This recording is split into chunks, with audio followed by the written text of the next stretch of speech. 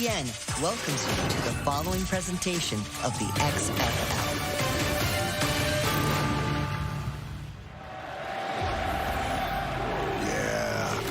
You hear that? That's called passion, my friends. You're hungry for football. It's time. Are you ready? Is you ready? Ready? You say you ready. Whole squad ready. Ready? This is for our people, the dreamers, the diehards, the determined. My plan is to be one of the baddest athletes to ever walk the planet. I belong to play with the best of the best. I love this game. I'll do anything to continue playing this game. This is an opportunity to unleash our best selves. To finally be seen and break through barriers.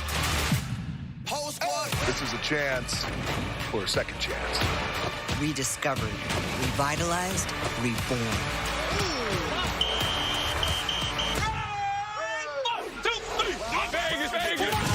Every triumph, every failure has led you to this moment. Playing for the people who believe in me, playing for anybody who had a dream. I just want to prove that an under-recruited kid from Detroit can play in the pros. You feel that chip on your shoulder? I got one too. We got to use that chip. You ready? Are you ready? Is you ready? Ready? You say you ready. Whole squad ready. Ready? Who are we? This is the XFL. Day one.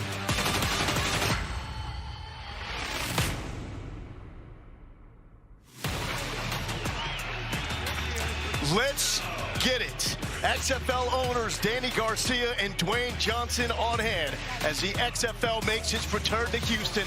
And so does H-Town royalty, son of a bum.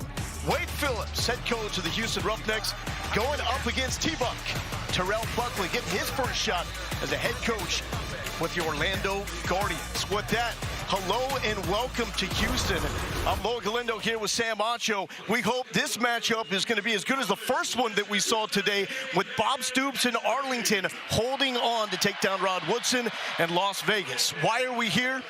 It's about the dream. We talked to Stanley Baponga, linebacker of the Guardians yesterday, 31 years old, NFL vet. He was in tears because he says he's playing for his family. He doesn't want to let his young teammates down that are also chasing that dream. This is the place where those dreams do, in fact, meet the opportunity. That's what Dwayne Johnson has said. He said, you bring the dream, we'll bring the opportunity. There's so many players on this field that want to make it to the next level. A lot of these players have been at the NFL before. This is their chance to show that they still have it. Let's get into this matchup. Orlando has Paxton Lynch, former first-round pick, quarterback of the Denver Broncos on their roster. He's going to get the start. Problem is, Wade Phillips knows him well. He was a DC in Denver, and by the way, he gets to the quarterback. Oh, yeah, he's got some dogs on the outside. He pointed out specifically Tim Ward, who's 6'6", 270, and Trent Harris. These guys have both played in the NFL. They've sacked NFL quarterbacks, guys like Justin Herbert, guys like Tom Brady. These guys know how to get after the quarterback. And, oh, by the way, we know that Wade Phillips has coached some beasts. He's coached DeMarcus Ware.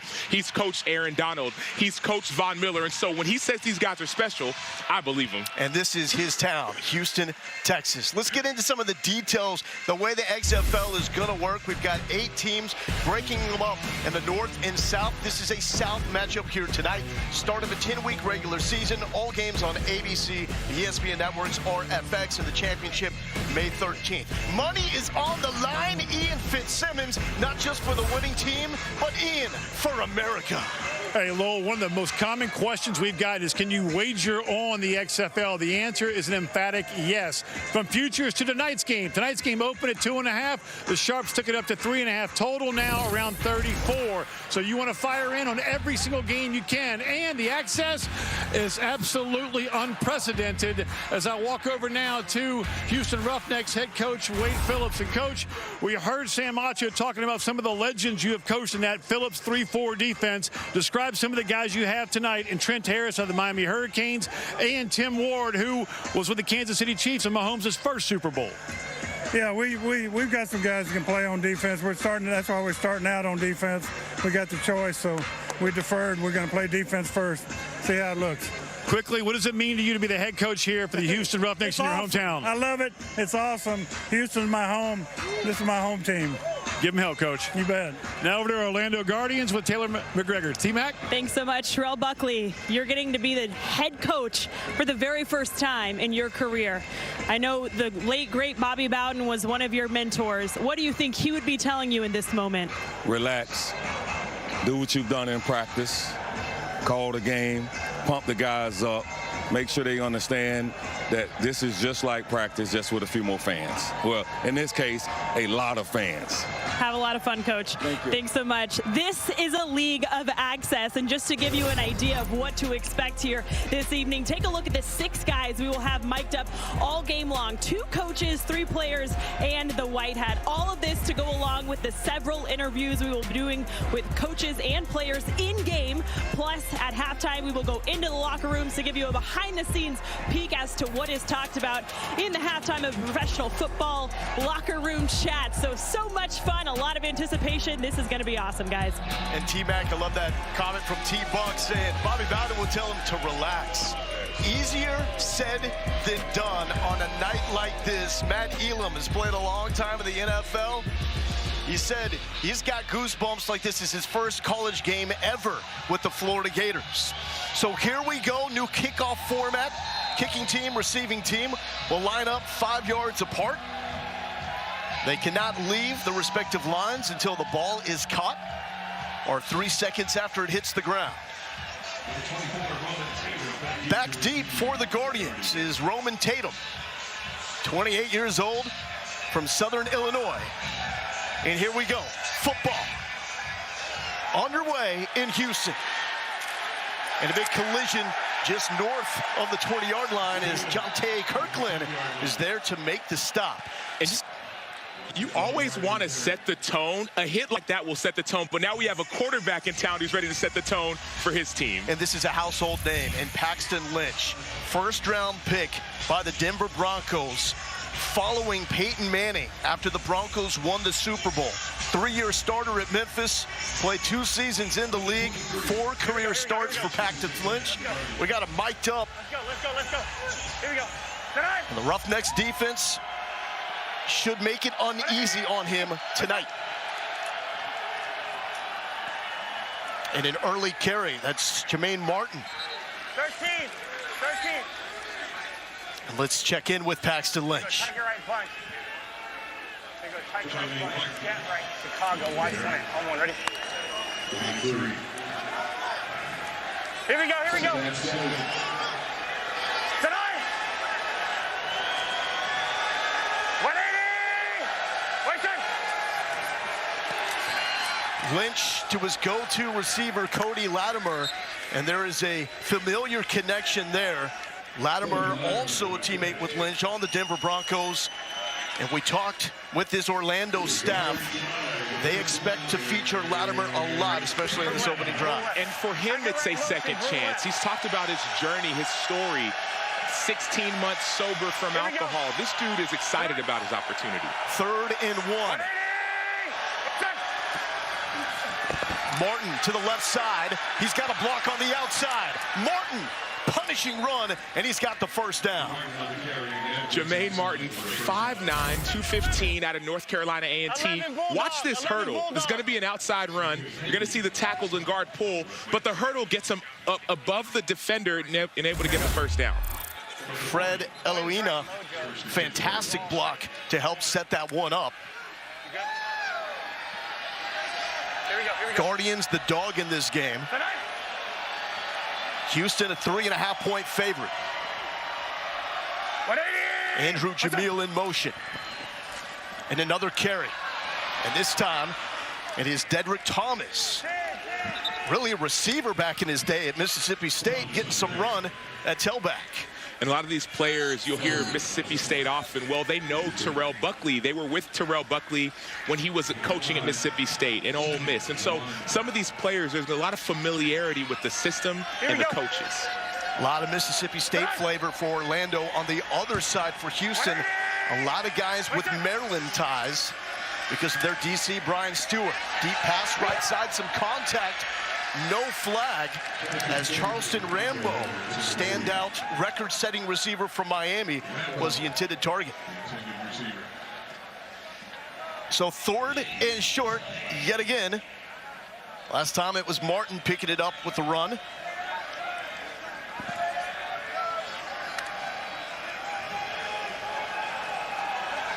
And Martin again to Lynch's right.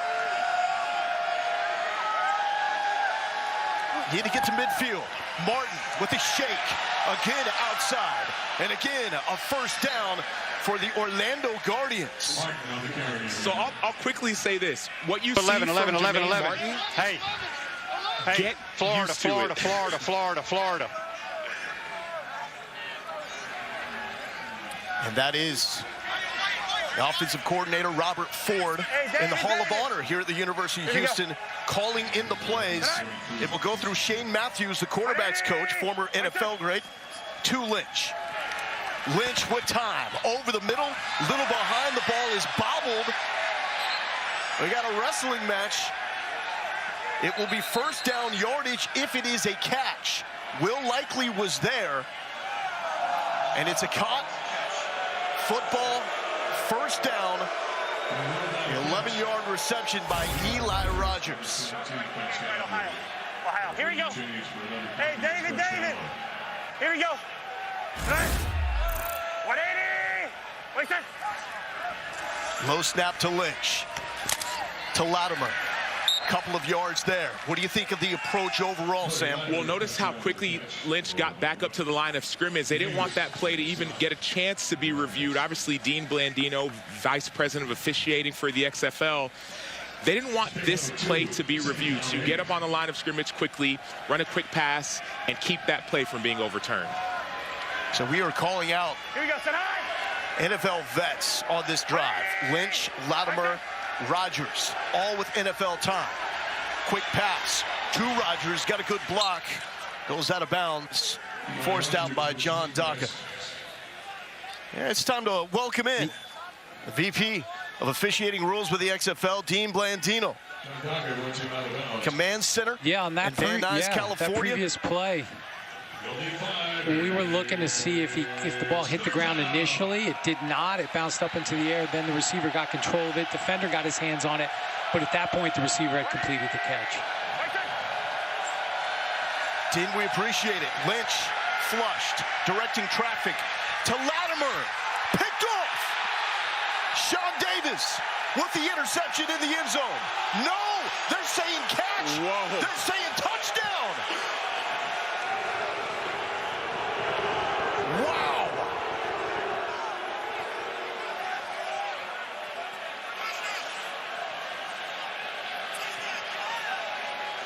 So obviously Orlando is saying we got it, touchdown. Houston saying it was the other way, and that is Latimer. Wow, this is going to be close. Yeah. We're going to take a look. Final ruling was a touchdown, correct? West Chris, over here. stop game. Command center, stop game. We're going to take a further look at this.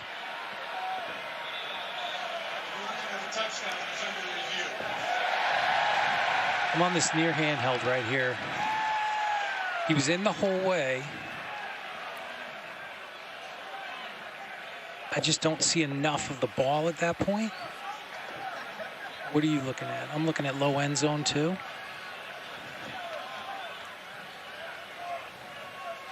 You see,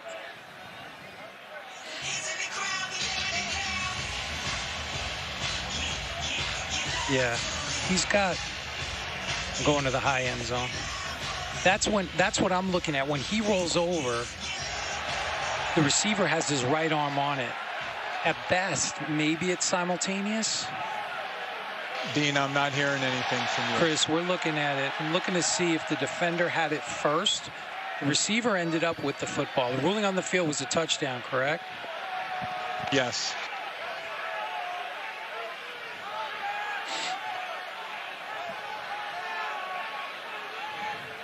See, when it first comes in, see, at that point, I can't tell. Does blue have it right there? And then white gets it? I just don't see enough to change it. But let's look at, if we do have a touchdown, let's look at the other part. Is it in the end zone? That's the other part. Where would he be down? I'm going to go to my...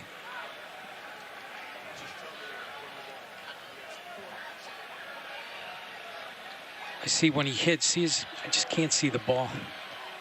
That low end zone with the knee, but I still can't find the ball. See right there. If it's a, but we don't know if he has control at that point. Yeah. Go ahead, run it. But does he have control at that point? That's the only thing.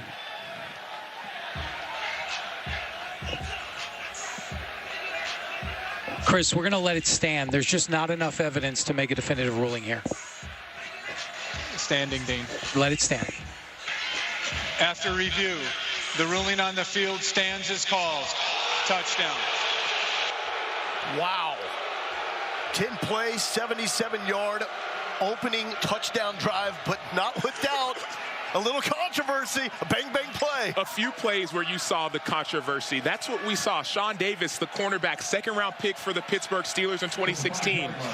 That play, unfortunately, did not go his way. And so now it is time to take a look at the new extra point rules. You can go for a 1-point conversion with the 2-yard line, 2 points from the 5, 3 from the 10.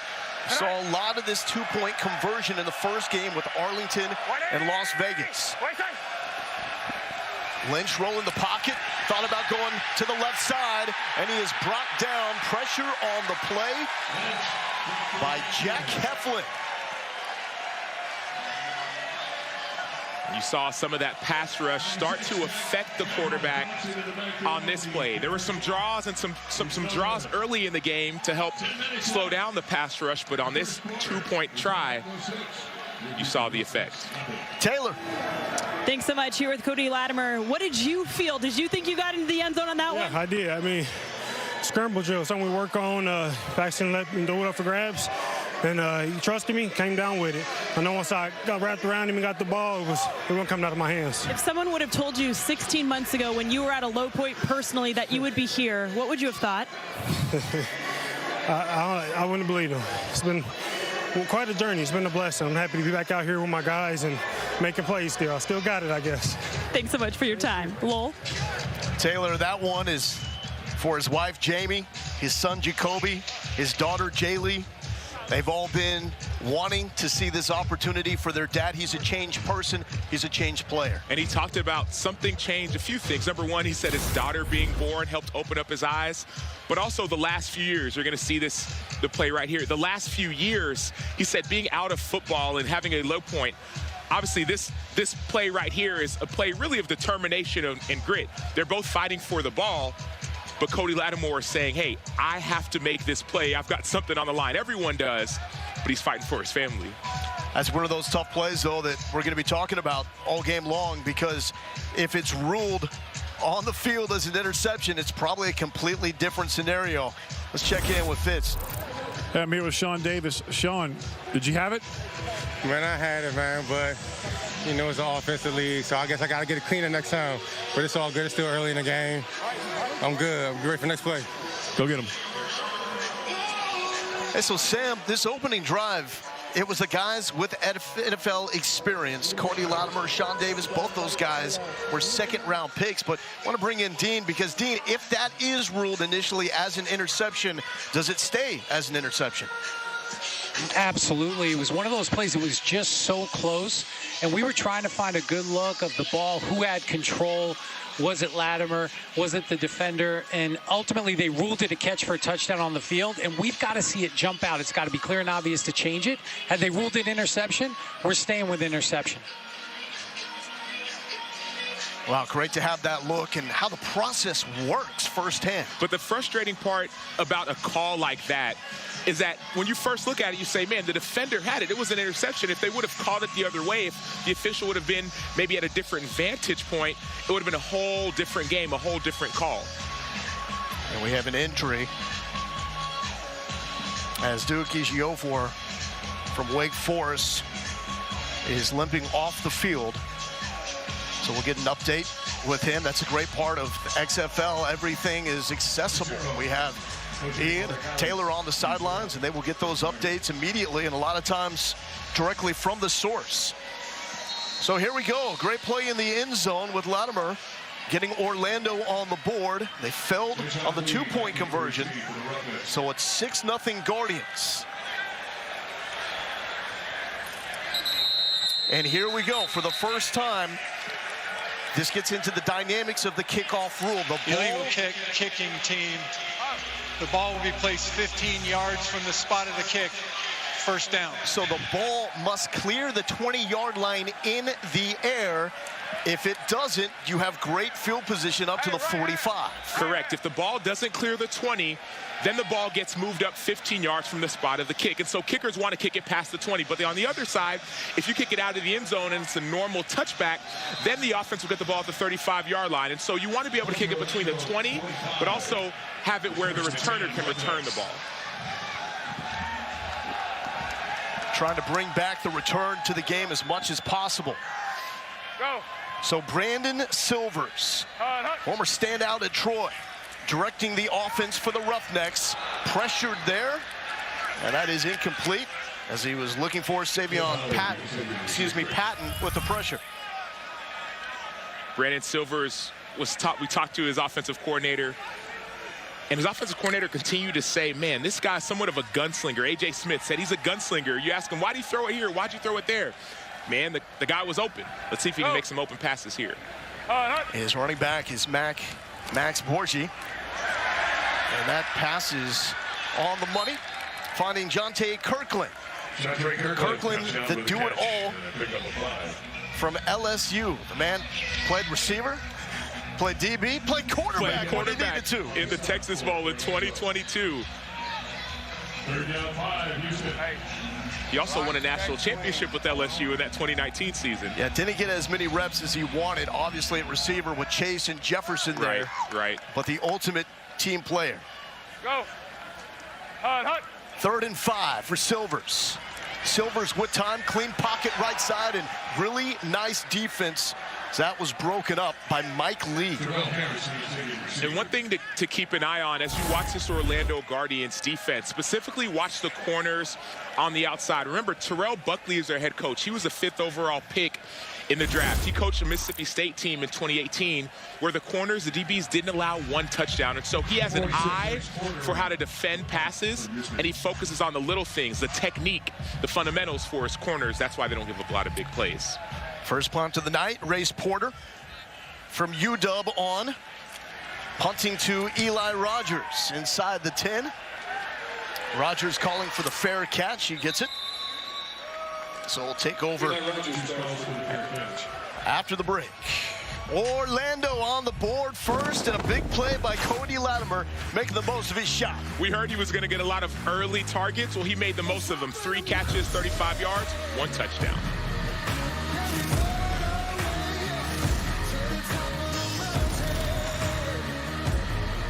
The new XFL has arrived. And it is here to stay. 1, 2, 3. We're making it about her and him and them and you.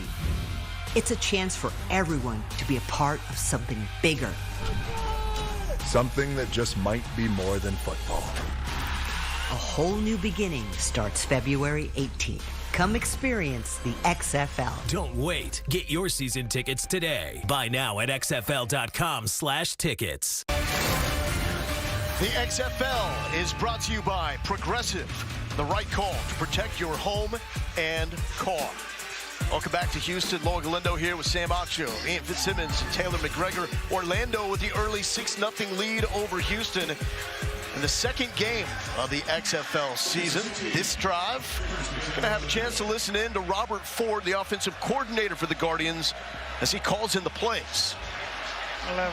Okay, number 11. All right.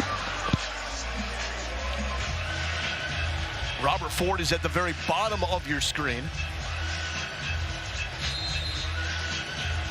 And it is a very simple approach to play calling in this offense, and we'll get into the reason why. 1st and 10 for Lynch. Another low snap. Sidearm pass to Lattimore. Lattimore to the sideline, 40 yards. Hey, 11 Bulldog. A.J. Hindi bringing him down. And at the 40-yard line, the Guardians set up. A.J. Hindi on the stop. You can already see the connection between Paxton Lynch and Cody Lattimore. They played together in Denver. It was actually Cody Lattimore that told Paxton, hey, there may be an opportunity here in Orlando in the XFL with the Guardians that helped him come out to this league. May have been a little recruiting going on. Lynch pressured and down for the first time.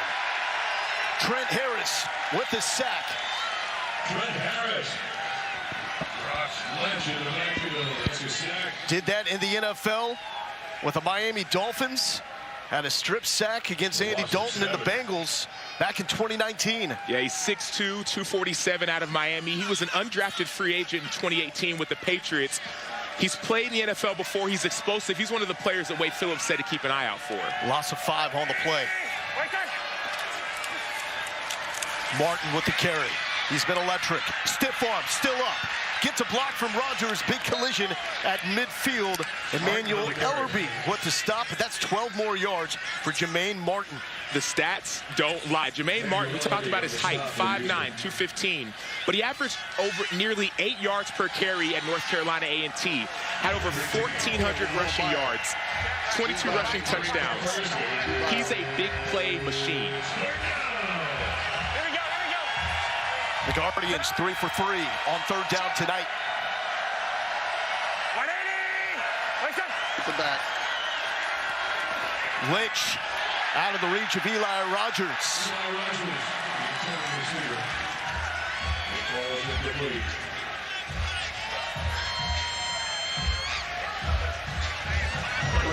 Lynch will stay out there. Hey, dose right, red ball. On a 4th and 3. Guardians going for it. No. Here we go. Set on. 180. 180. Set on.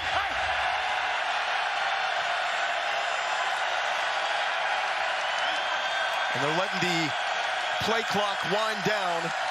And they will take the delay. No, a timeout. Right before the delay. Timeout, Orlando. Their first Part of the mindset in the XFL, the difference is when you punt, if the ball goes out of bounds inside of the 20 or 15-yard line, it comes all the way out to the 35. And so you're looking at field position. This might be a 15-yard change. Hey, let's go. Pause, if you're at that position. They play.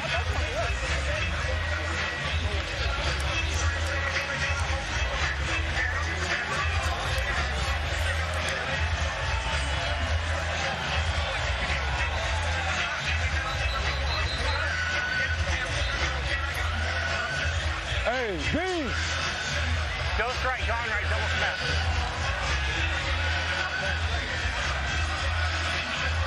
Well, sometimes you get the head coach talking a lot. Other times, they let the assistants do the talking. That was the case there with Terrell Buckley, former great in the NFL and at Florida State. 4th and 3 after the timeout. Guardians going for it.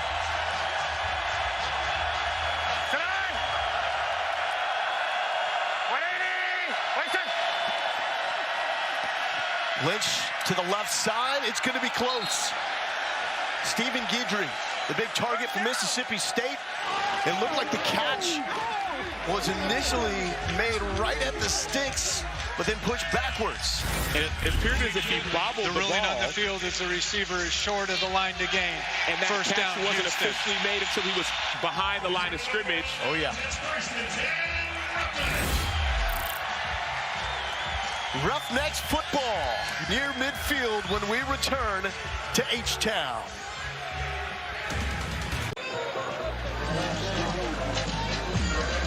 Moments ago, Orlando making the gutsy play call to go for it on 4th and 3 from midfield. But Ajay Harris was there and made the stop. Here's Taylor. Coach, showing some aggressiveness earlier in your head coaching career. Why the decision to go for it there? 4th and 5, analytics said go for it. He catch it clean, we got a first down. Thanks for your time. Lowell? Sam, your thoughts? I like the call. It was an aggressive call, but I think Jane made a better play. Obviously, the bobble affected it, but the way you break on the ball may affect the receiver in order to keep him from getting that first down. Second drive for the Roughnecks. Last time out, they got the ball at the Orlando 45 and went 3 and out. Quick carry to Max Borgi. Here's the Borgi for a couple on the right side. And that is a versatile running back from Washington State that fits this offense perfectly.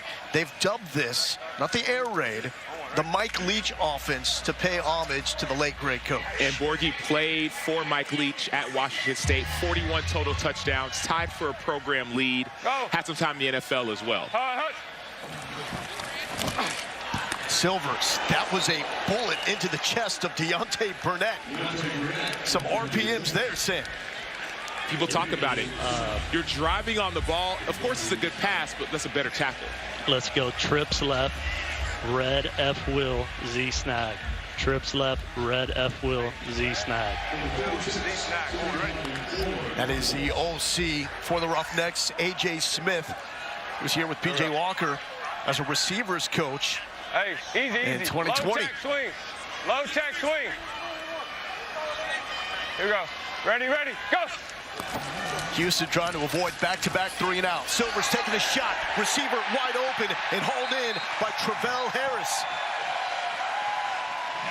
We were talking with A.J. Smith yesterday, and he said, man, one of my favorite things to do, my favorite thing in football is the opening script, those first 15 or so plays. And he's right around that time in that script. The offense, it knows what's happening. The defense isn't prepared for it. He loves drawing up plays. That was a great one right there. Go. Hut. Borgi out of the backfield, makes a man miss. Tripped up, though, down to the 15. Balin Buchanan got just enough, but not before 12 yards. You start to see that momentum shifting, and one thing we talked with Borgi again about, he finds the end zone. He understands this offense, this air raid type of offense. He knows he's going to get a lot of balls out of the backfield, but in his mind, he says, okay, I have to make that man miss. 2019 led the Bowl subdivision with 86 catches. That was the top for a Bowl subdivision running back. Silvers looking for the end zone, overthrown. Tight coverage by Mike Lee.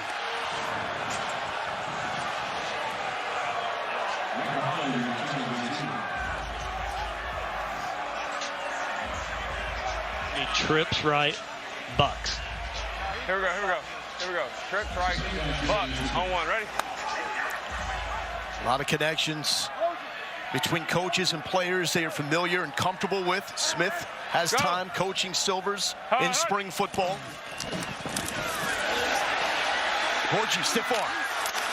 Big thud out at the 10-yard line. Matt Elam, a former Florida Gator and NFL vet, first-round pick, forces him out with a little something extra. He wanted to bring the juice on that first-round pick for the Ravens in 2013. When you start getting in the red zone, the field gets a little bit more condensed. It can be a little bit more difficult to call plays offensively. Let's hear what they're calling.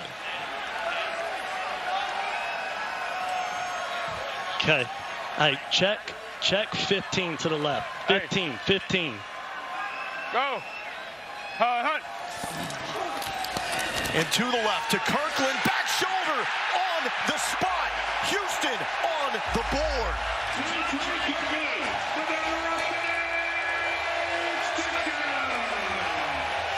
One of the great things about the XFL, the differences between NFL and XFL, you heard that play call, that check come in very, very late.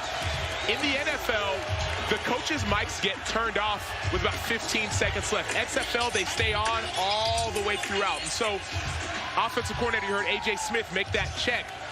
You can have a lot more adjustments late in the down to give you an advantage for plays like that by John Trey Kirkland, 5'11", 192 receiver Cole, out of got LSU. 18 seconds. Send him out there. Denver Y Art.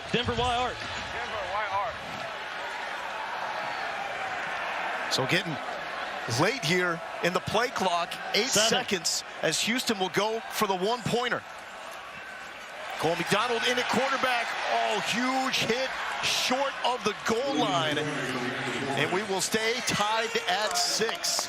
Mike Lee again getting into the mix. He's been a standout so far for the Orlando defense. And we heard this. We heard in the red zone when there are going to be zone read opportunities, Cole McDonald will get in there. He received his first D1 offer from Hawaii. He was in there. They didn't make it. But look at this back shoulder pass. We heard Wade Phillips say as well. Great defenses are great, but the one thing that can stop a great defense is a perfectly executed pass or throw. We saw it right there. Fitz, what do you got? Jontre Kirkland, describe it, that touchdown play right there. I said it hit the gritty. Simple, Lowell. To the point, Kirkland, you talk about a guy that it's hard not to pull for. A team player, goes to LSU. I mean, really gave himself up for that team. Wore so many hats in his career there. 2022, LSU needed a quarterback. He volunteered to do it because he was a high school quarterback. Actually threw the ball for 138 yards and 3 touchdowns in the bowl game against Kansas State. And the Fiesta Bowl at the end of the 2018 season, he moved from wide receiver to defensive back in the middle of the game. And Sam, there's not a lot of guys that can do that. And you think about, specifically with Jontre Kirkland, or opportunities like this, you say, man, why did this guy in the NFL, why didn't he play more? We was playing behind Jamar Chase and Justin Jefferson. This guy was playing behind 2 of the best receivers currently in the NFL, and so that's why he's able to do it all. Now he's hoping for another chance. Hey, Lowell, Sam, he also made the Arizona Cardinals practice squad. My brother Devin Fitzsimmons was the assistant special teams coach at Arizona. Stood on the table for Kirkland to make that team. He did make the team. Had a massive screw-up as an undrafted free agent. Got a DUI. And he told me biggest mistake of his career. He's learned from it. Hadn't had a sip since. Now I would almost guarantee that man will be on an NFL roster. Everybody just looking for a second chance, another shot to get to the NFL. As here is Kelvin Taylor, the son of longtime NFL standout Fred Taylor. Twins right Cadillac. Kelvin Twins himself, right a 6th-round pick Twins right Cadillac. by the Niners in 2016. David. Here we go. Sir. 180. Wait, sir.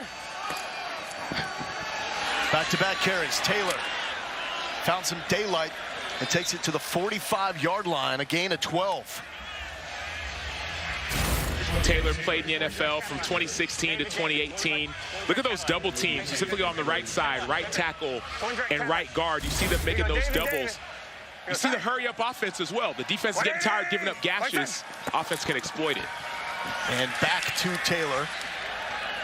A few yards here, so we talked so much about the pass rush of the Houston defense. Right now, they're getting gassed on the ground. We've seen a very good start by Taylor and Martin. We have. You see Abdul Beecham, right tackle, Fred Lawina, right guard. Those guys are making plays out there. Here we go. Might be Ego Fase at guard specifically. Andrew Jamil in motion. Lynch. Ball behind. Sideline to Jamil on the spot. And he gets up and he gets an extra yard. So this goes back to the contact rules. This is the NFL rules when it comes to contact. It is the college rules when it comes to possession, just getting 1 foot down. Correct. And so NFL, in the NFL, you have to be touched to be down. You're not touched, you get up and go. That specifically is the rule here. But when it comes to catch, no catch, just one body part, a foot, a hand, a knee. That's all you need. Lynch is 8 of 10, gives it up to Taylor. Taylor with a good gain on first down. Gotta make him honest. Ball behind you. There you go, yeah! Get out! Yeah! Red ball. And the tough part about this tempo, the offense getting on the ball, not only is the defense tired, but they're not able to make any substitutions, so the same personnel group stays in. Little movement there. Lynch pointed it out, but it's the end of the first quarter. Couple of touchdowns, no extra points, 6-6. Guardians and Roughnecks. Opening weekend of the XFL. Off to an electric start here in Houston. We'll get to know all the teams. The XFL North, DC, Seattle, St. Louis, Vegas. And Sunday, we got more action for you. St. Louis Battlehawks taking on the San Antonio Brahmas from the Alamo Dome. The Seattle Sea Dragons and DC Defenders round out the XFL opening weekend schedule on ABC, ESPN, and ESPN+. Logan Lindo here with Sam Acho, TD ECU Field in Houston, Texas. The Orlando Guardians struck first with a touchdown from Paxton Lynch to Cody Latimer, former teammates with the Denver Broncos. They're driving again, 2nd and 6, inside the 30. Lynch to Latimer. Jump ball, and Latimer almost did it again. Jordan Mosley broke it up. Not only were they former teammates, they've also been former neighbors, and you see the trust between them. They said they were neighbors twice in Denver. I don't know if we're going to get a chance to see this, but there was a hit by the running back, Jermaine Martin, on the defensive end. He got burnt, put it that way. Hey, David. Sir. Third down. Lynch, play action. Big hit immediately on Logan Carter. Jordan Mosley, a couple of standout plays on the back end of this drive. Even if that pass is completed, it's still going to be short. Now we see Jose Borregales coming out. There's a little bit of pressure that did affect this play. That did hurt the play, but great pursuit on the back end by the Houston Roughnecks defenders. Borregales lining up for the 40-yard field goal. This is the former Lou Groza Award winner for the best kicker in America back in 2020 with Miami. But he went 20 of 22 for this season. For the lead. Off the upright and no good. We will stay tied at 6. Wade Phillips fired up for the defensive stand. That's a huge defensive stand. And unlike, or I guess like the NFL, this is still a 3-point field goal. There's no changes like the 1 or the 2 or the 3-point plays after a touchdown. Borregales obviously has NFL experience with that play. The game still being tied. It keeps you specifically in this game right now. It's just crazy, though, what can happen with specialists when you advance the stage. I mean, if he's back at Miami, I mean, that's nails. It's good. But had issues with those kicks in preseason training camp with the NFL, the Bucks, and struggle here. Silver's letting it fly. Deep shot, one-on-one coverage, and that's incomplete. Roman Tatum with the defense. 44-46. Come on. All right, give me tight. Red, F swing, Z Texas. Red, F swing, Z Texas. Scoot in just a little bit, Terrell. Right there, beautiful. And right it to inside shoulder there. You hear how specific A.J. Smith is? Z Texas, 4 seconds. Go. Hut. Silvers. Complete to Harris. 19 yards. A.J. Smith drew it up. Silvers executed it. And Harris played in this offense as well. Went to Washington State, 5'7", 183. Had over 4,000 all-purpose yards at Washington State. Send them. Go. Hut. Quick pass. Back to Harris. Harris makes a cut and gets a good gain of 6 yards. Little firm on it. Now we have a flag on the play.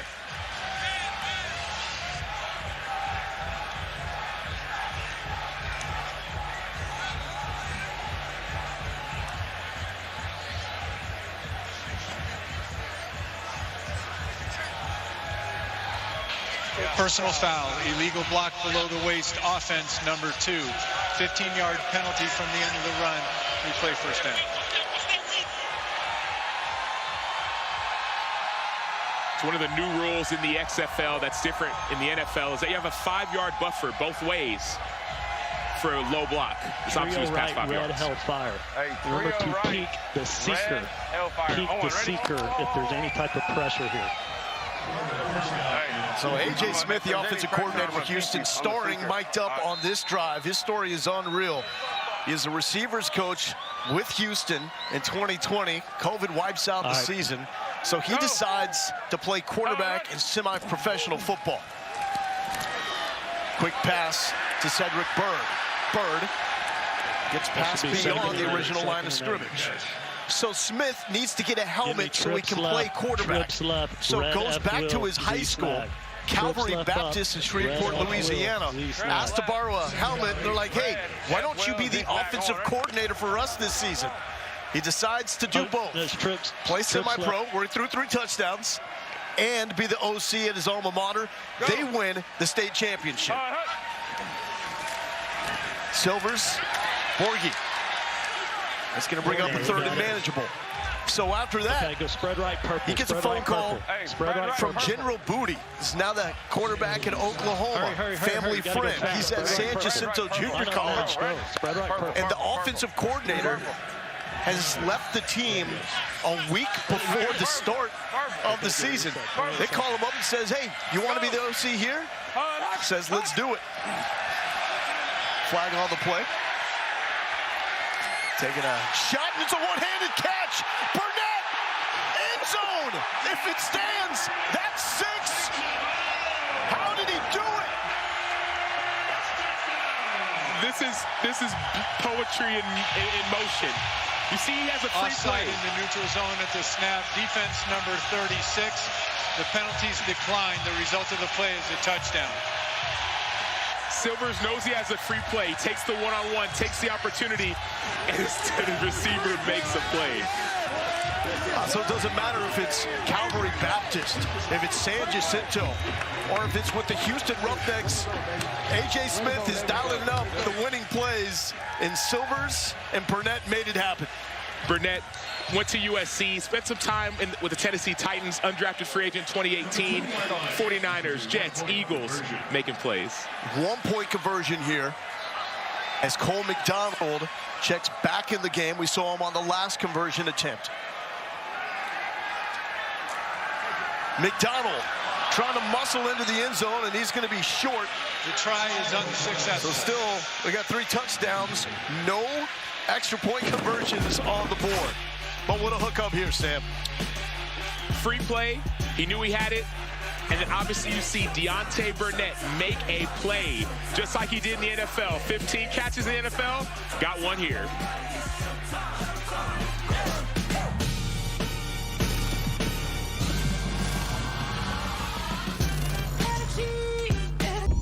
We all have a part to play in this game. So come with that hunger. Bring that fire. Bring it all in, because now is the time. The XFL continues tomorrow on ABC and ESPN.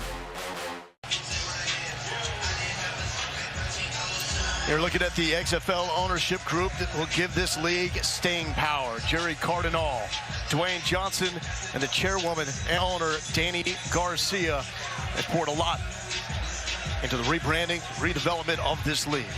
Let's check in with Ian Fitzsimmons on the sideline. I'm here with quarterback Brandon Silvers. Brandon, take us through that play. What'd you see? Yeah, it was just a dummy call. It was no play at all.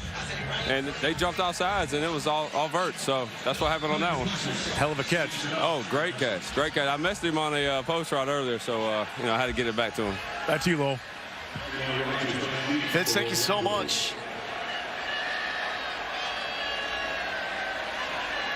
So the kick team, return team, separated by 5 yards. They cannot leave their lines until the ball is caught. Rodgers makes the catch at the 15, and here we go, brought down around the 20-yard line. So you're looking at the score here, and it's a 12-6 game. You see the orange and the blue lines below the team names. Those are the timeouts remaining. The red line at the bottom is the challenge. Throughout the course of the game, both teams have 1 challenge. And Sam, what you gotta love about this, you can challenge anything. You can challenge penalties. You can challenge any officiating decision, but you have to have a timeout. No matter if it's called or not called, you can challenge that play. It's somewhat of a secret weapon that a team can use throughout the game. And the ruling made by Dean Blandino back in the XFL Command Center in Van Nuys, California. A high snap this time. Lynch barely is able to hold on to it. He needed all of that 6'7" frame there. Going back to that challenge, we're going to see the high snap. Going back to that challenge, the NFL has been trying to implement that rule. Bill Belichick has been talking to the competition committee, to the ownerships, about adding that one challenge. They haven't done it. Well, this partnership is allowing the NFL to watch the XFL to see how it works.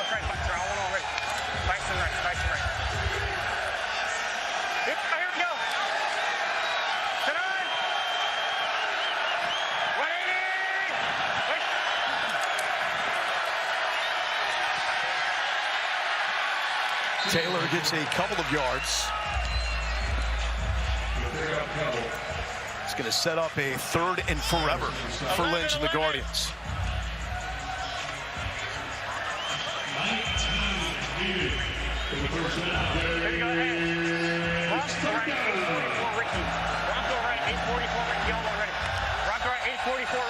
Another difference in the NFL versus XFL. Those tablets you see, you get live shots. So players are watching. Silver's is watching the play that he had before. 3rd and 19. Lynch over the middle. He's got Eli Rogers, but that will be well short of the line to gain.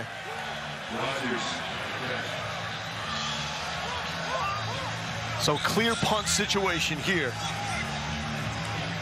This is one major difference. Whether you're in college or the NFL, you have still shots, you have still frames, but here you can go back and watch tape. You can dissect it with your coaches. Players get it, coaches get it as well. And so it gives you another distinct advantage if you're able to access it. And here is Johnny Townsend back to punt. He was excused from practice last Sunday for a good reason. He went to see his brother Tommy win the Super Bowl with the Kansas City Chiefs. False start. Offense number 48. 5-yard penalty. Still 4th down. So Johnny Townsend sharing that moment with his brother Tommy. Crazy thing is, they were both carried by the Chiefs at one point a couple of years ago. Tommy had COVID, so they called up Johnny to punt in his place. Punt is barely off. Likely cutting for the sideline to the 50 and down at the 42. Roughnecks with the ball and the lead, 12-6.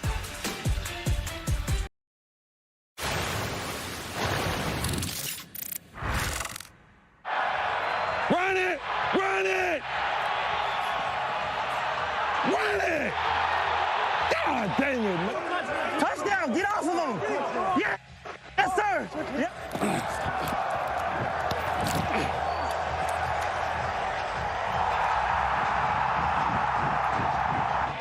Touchdown! Dang it, sack! A all-access looks, all part of the XFL. Opening weekend here in Houston. Bob Stoops and Arlington, the first winners this season in the XFL. Thrilling game as they were able to hold off Las Vegas. Got a 12-6 game here in Houston. Roughnecks with the lead. 3 touchdowns, no extra points converted to this point. Go.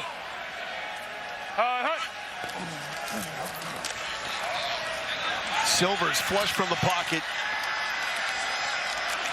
They'll end up gaining a yard. But Jaquan Blakely was there with the pressure and stop. Let's check in with Taylor.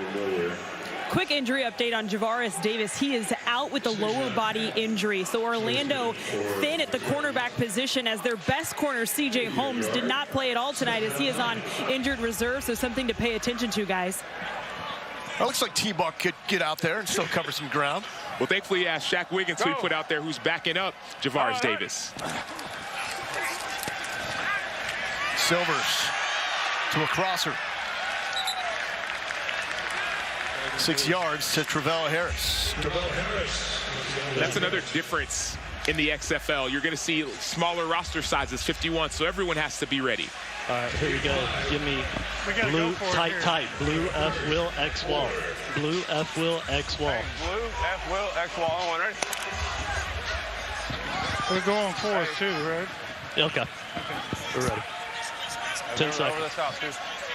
Go. Hut. Silvers, first down to Cedric Byrd. And you heard that exchange. Wade Phillips was ready to go for it on 4th down if they needed it. He was ready to go for it. And even if that pass would have been short, you're ready to go. You see the hurry offense. Hurry up. Good shit, boys. Let's have fun. Hey, Trent's right up. Red juke. On one, ready? Go, Garrett.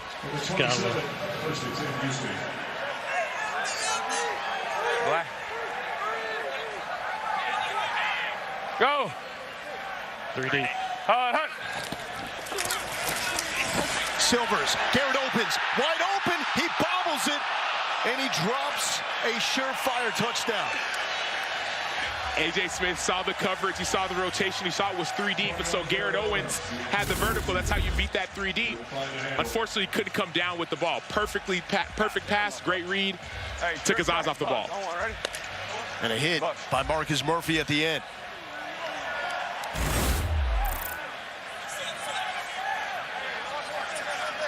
Go.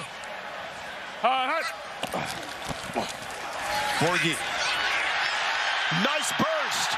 Max Borghi. In zone. Roughnecks do it again.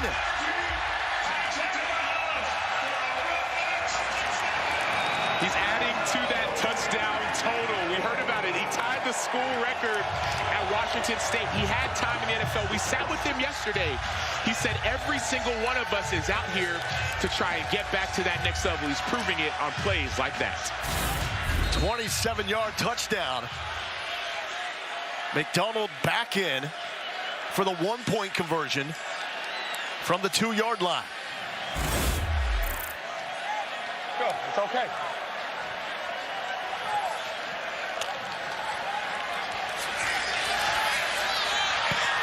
Incomplete. And we've yet to see a conversion made. 4 attempts.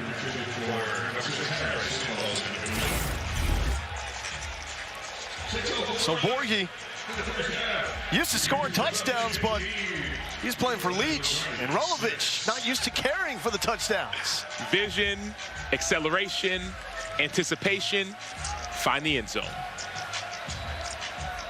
Wade Phillips, the Roughnecks, starting to stretch it out here. 3.5-point favorite. Looking really good if you took the over. 18-6 lead for Houston.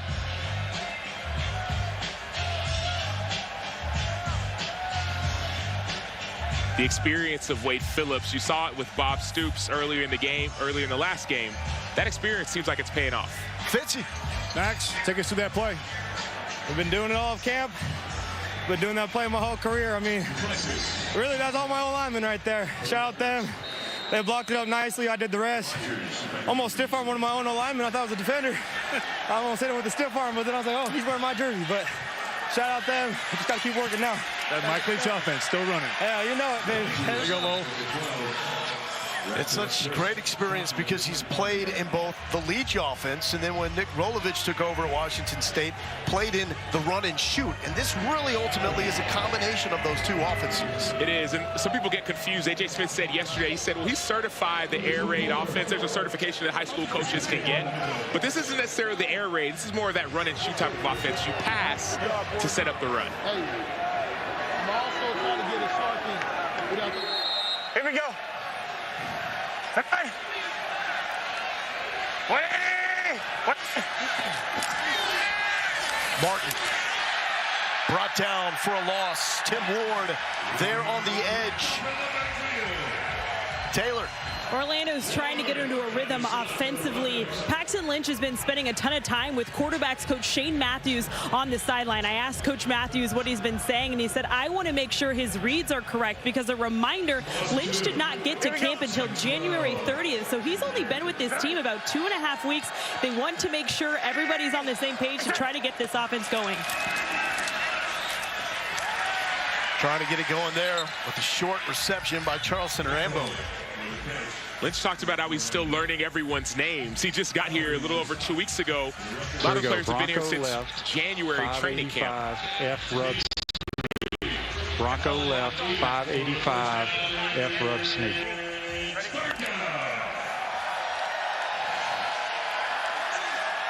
Here we go. 3rd and 9 after a hot start on the money down. Guardians have slowed down to 3 of 6 here tonight. They've not converted on the last 3, and Lynch goes down. Roughnecks bringing the pressure and hitting home. Tim Ward, 2 big plays on the drive. See the great get off, see the stab to the chop. Tim Ward had a huge play the play before. He's getting in a rhythm, getting in a groove. You saw that 6'6" frame stopping the run. He can also do it in the pass rush game.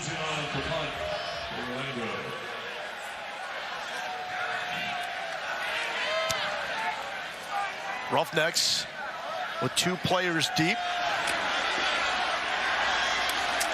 And all out of sorts there by Will Likely. One of the differences you'll see in the XFL, more punt returns. Week 2 of the XFL season begins Thursday night with the Battlehawks taking on the Sea Dragons, and continues Saturday with the DC Defenders and Vegas Vipers. Both of those games on FX. Plus Sunday, the Brahmas and Guardians are on ESPN at 4 Eastern, and the Renegades Roughnecks match up ESPN 2 at 7 Eastern. All 4 games also available on ESPN Plus. Don't look now. Go. Brandon Silvers and the Roughnecks offense getting hot. And they stay that way. Sideline reception by Kirkland. And the Bayou Bengal himself. Turbo. YX Uno. YX Uno. Here we go. Ferrari. Here we go. White X Uno on 1. Ready? White. Ferrari. Sounds fun, Sam. Sounds fast. Go. Hunt. Silvers. Sideline. Got a man. Outstretched arms. And it is a catch. Kirkland again. We talk about this league of opportunities, 32-yard game. Jontre Kirkland is showing the opportunity that he didn't get at LSU, showing it here. Roughnecks going up tempo. Hey, Trey. Dejon Lee gets a handful.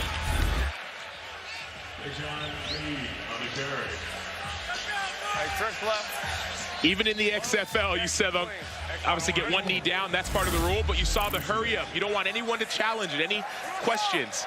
But way to get 1 knee down, XFL rule, that's a catch. Hey, go. Hunt. Silvers, the bullet, broke it up. And Terrence Smith fired up after that PBU. This is a time as a defense, you've seen the offense make a few big plays. Someone on the defense has to make a decision to make a big play. And sometimes it's just doing your technique or seeing that ball up in the air. River, 1, push. On 1, ready?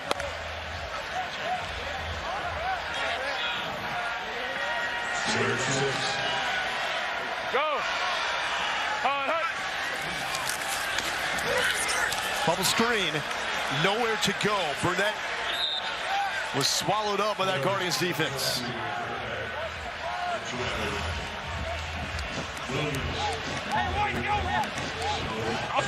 That will bring out the kick team for Houston. And we got the 2-minute warning. When we return, field goal opportunity for Houston.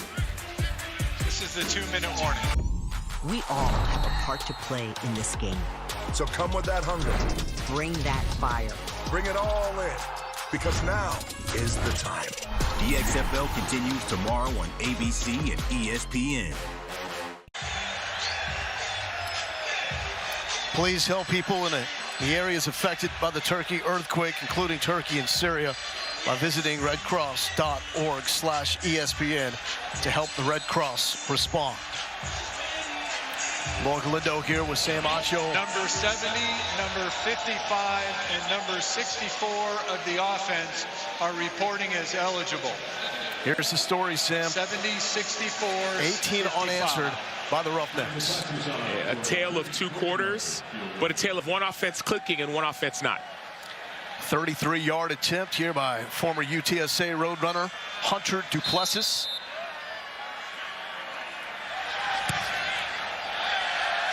That's up and through. And the Roughnecks stretching it out 21-6 here over Orlando. And now that we're in this 2-minute warning, the last 2 minutes are going to be different than what we saw in the first part of the game. Last 2 minutes is going to be like you see in the college rules. First downs, the clock will stop. It'll start on the ready to play. Out of bounds, the clock will stop. We haven't seen that in the first part of the game.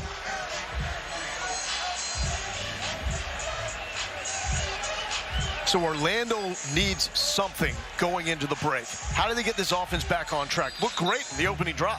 They did, and you got to go back to your star players. You got to go back to guys like Cody Lattimore, who has that type of relationship with Paxton Lynch. There were a couple negative plays. You saw a tackle for loss. You saw a bad snap. Eliminate the negative plays. It's still a 2-possession game, even in regular rules or even the XFL rules with a 2 or 3 or 1-point play. 2-possession game, 1 play at a time. Roman Tatum, the returner. Again, neither team can leave the 30 or the 35 until the catch is made. And Tatum with a short gain, shy of the 25-yard line. So 1:51 left in the first half. What will Robert Ford and Terrell Buckley dial up? The defense is cranking up for Houston. You see Trent Harris was his patented up and under, did this in the NFL. You're going to see defenders setting the edge. That's Tim Ward playing the run as well. Long arm, 6'6". Then you see the get off, stab, club. All you would like to do is to try and get that sack fumble to change the game even more. But the momentum is starting to shift. It started really at the end of that first quarter. How can Paxton Lynch get Cody Lattimore back involved? Lattimore with 4 catches, 62 yards, and a touchdown on the opening drive. He's in motion. And Lynch has no shot. Lynch is brought down at the 15. Trent Harris. It's a beautiful thing to have a great feel for where the quarterback is. Most players, you see them rush up the field. You watch the tape on Trent Harris here or in the NFL. A lot of his pass rush wins were up and then under. You see a chip and a spin in this play. You have to have a great feel of where the quarterback is going to be at his launch point. Hey, Gabby! Sit on! Guardians playing it safe with Martin. He's going to set up a 3rd and long. Another thing we heard from Wade Phillips as we talked with him, he said the hardest thing to find Can you hear me? in leagues like this are offensive linemen.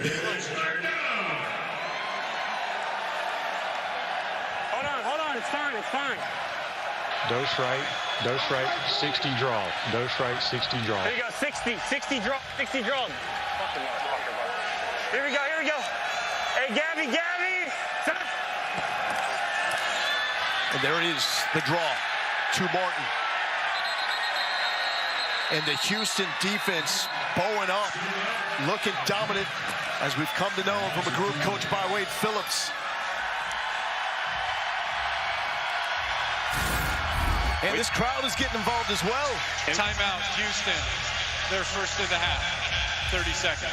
You could tell that Wade Phillips knew it was going to be a draw because of the game that he called. It was a pass rush stunt in so many ways. That's a play to stop a draw. Tackle goes upfield, end comes under. On one side, the end goes under one side, the tackle loops around.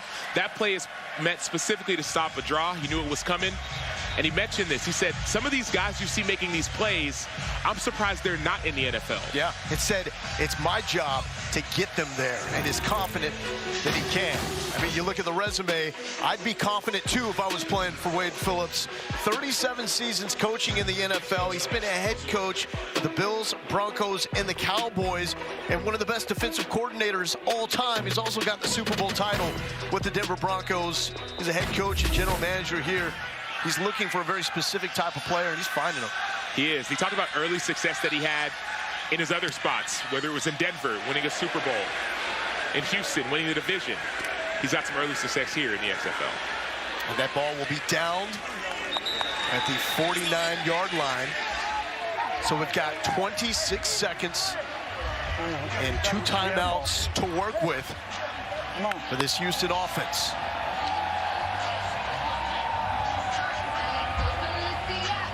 The clock will stop with an incompletion for a play out of bounds. First down, it will pause until the ball is set. This will have the college feel in terms of timing in the final 2 minutes. Backside pressure on Silvers. Trying to get free, he will not. Tracked down by the former Longhorn, Jacoby Jones. Jacoby Jones. They're second in the half. 30 seconds. When undrafted out of Texas, you see the effort. Some sacks are coverage sacks. I'd count that one as that. Switch. Blue, Z switch. So what do you do now? We got a 18 timeout, seconds, second and 13. A.J. Smith has been an aggressive play caller. You always have the momentum. There's a timeout here. Really get Let's hear what Silver's 2 saying. yards inside the hash. And if it's zone and you can't got defender on the hash, hook it up and do not drift. All right, so blue, Z switch. Brandon 2, make sure if it's 3 deep, see front side, back side, front side. If they whatchamacallit, give you 3 deep. Here we go. Blue, Z switch. On, ready? Make sense of that for us, Watch out Sam. for this invert cover part too. of it Win is- with speed. Win with speed. You heard him talking about win with speed. So that's early on. You have to win as a receiver with speed. Silvers over the middle. Short and nearly intercepted by Terrence Smith. He was looking for Burnett, and that ball was underthrown. With 13 Detroit. Spread right, Detroit. If we get the first down, timeout. Spread right, Detroit. On, ready? Detroit. Say, Slotch, try to go get to the safety.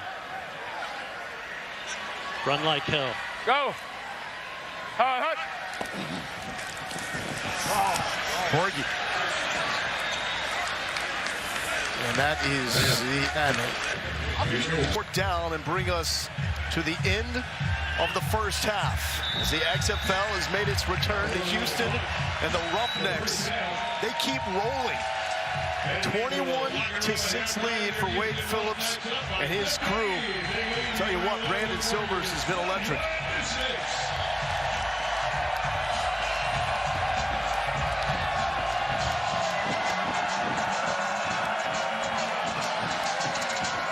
What stands out the most from what you've seen in the first half, Sam?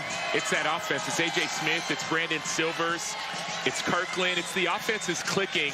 And the Guardians haven't been able to find an answer. We've seen the Roughnecks have an answer defensively, stopping the Guardians' early push, but it seems like there's nothing going so far on the defense to slow down the offensive attack of the Houston Roughnecks. And it was Orlando with the first 6 points. Houston has come back with 21 straight.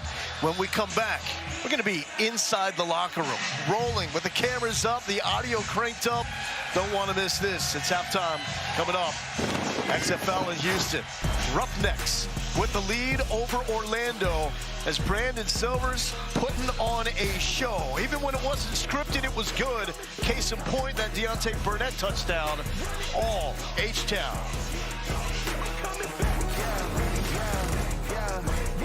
Okay, I'm the only.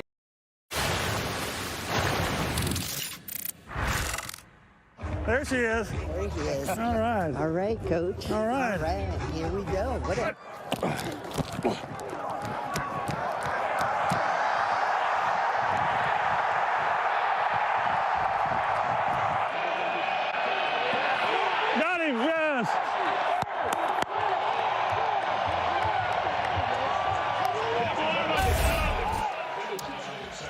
Welcome back to Houston. It is the Roughnecks with a 21-6 lead over Orlando. Loa Galindo here with Sam Acho. Man, Orlando looked great right out of the gate. Paxton Lynch, he was feeding it. He found his man, Cody Latimer. We had that contested catch right off the bat. But then after that, Houston got back into the game, and it's been all Roughnecks. Well, and we've seen the first quarter adjustments. Talk about that tablet where offenses and defenses now can actually see what the other opponent is doing. We saw Brian Stewart, defensive coordinator for the Houston Roughnecks, make adjustments to stop the Guardians from making plays. We haven't seen that reciprocated on the other side. That's been the difference in this 21-point swing. That's why this half is going to be so interesting. What adjustments are going to be made? We know Houston is in the position they want to be. They've opened up the early lead. For Orlando, though, Coach Buckley is going to have to make some moves because at this point, they're getting run out of this stadium because Houston is on quite a run. I don't know what the moves are that he makes, but you know this is all about what happens now. It's all about what you say at halftime in the locker room. Wade Phillips' experience. He said he's been in those locker rooms before. Whereas Terrell Buckley, he has to make some quick adjustments. Let's check in the Houston locker room.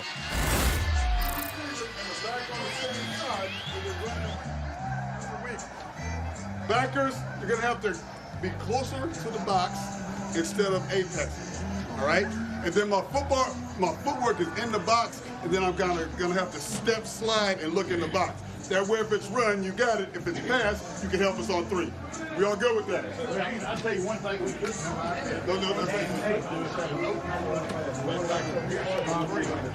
That's what we need to do. Because we're on.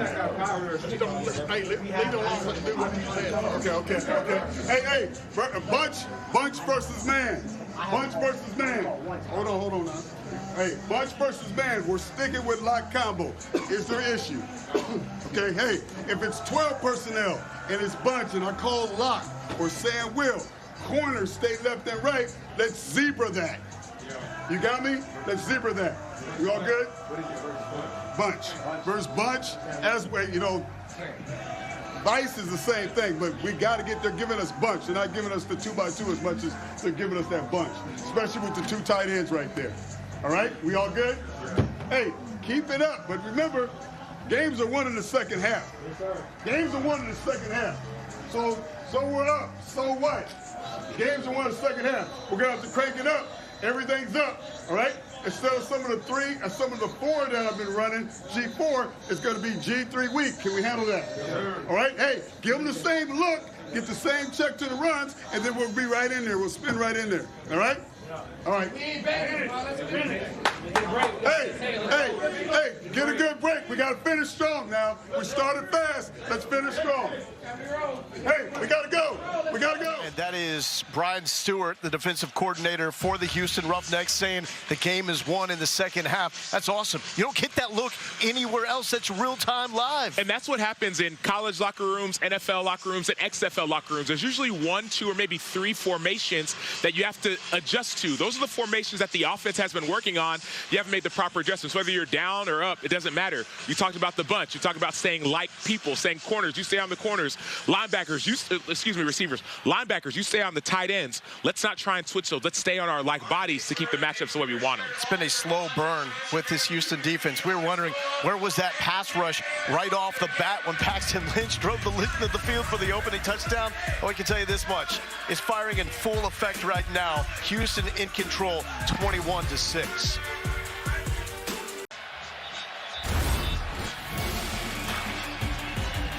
Welcome back to Houston. Let's check out our first half stats brought to you by Progressive. It has been all Houston here. Total yards, 234 to 172. Time of possession, they haven't needed the football to score. They're scoring so quickly it doesn't matter. It's the points, not the time of possession. 21 unanswered by the Roughnecks. And since that opening Tim Play 77-yard touchdown drive by Orlando, they've got 95 yards on 21 plays since. Have not scored. There's Paxton Lynch. Looked good early. What does he have to do to get it back? It can't just be a pass-heavy game. It's got to still rely on that run like I think their offensive coordinator is going to do. But sooner or later, some of the receivers are going to have to make a play, especially some of the deep shots that we heard their OC said they're going to take. Brandon Silvers, he looks locked in. 15 to 22, 194 yards and 2 touchdowns.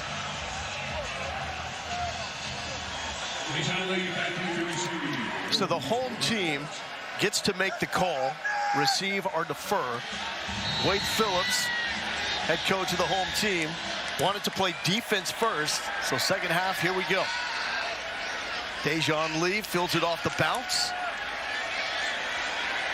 And Lee has some wiggle room up to the 35-yard line. So solid field position to start for Houston. Roughnecks set up shop there, first and 10.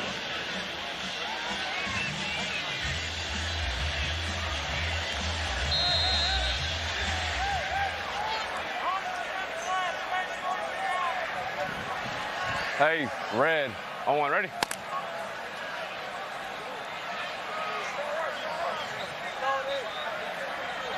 Go! Hut! Silvers, complete to Burnett. Give me this. Give me trips left, Brown, X go. Hum to trips left, Brown, X go. Hey, Brown, X go, on one, ready? Oh, it's second down 3. Looks like 3 deep. Be 1, 2, 3. 1, 2, 3.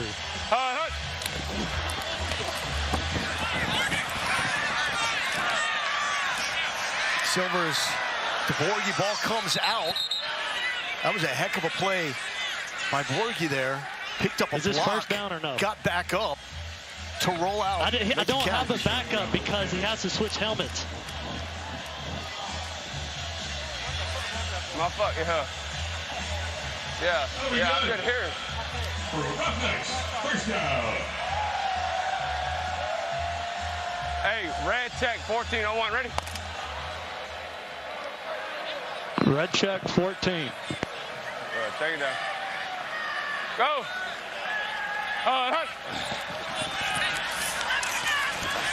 A shot overthrown for Harris. Terrence Smith in coverage. Yeah, Brandon Silver's guys just had to switch helmets because with the microphone in or the earpiece in his other helmet was out.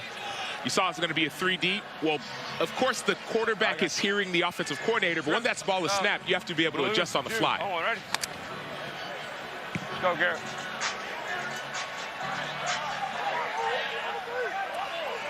Go! Hut! Silvers underneath. Ben Putnam. And Putnam comes down. It's 8 yards. Clever on the stop over.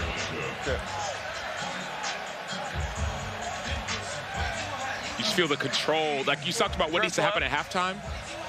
An adjustment on the defense and turnovers, what defenders say. Z corner, on one, ready? F5, yeah. Army! F5, let's go. Go! Hut! Silver's looking for the first down. He's got it. Burnett has been the go-to guy as this game has progressed.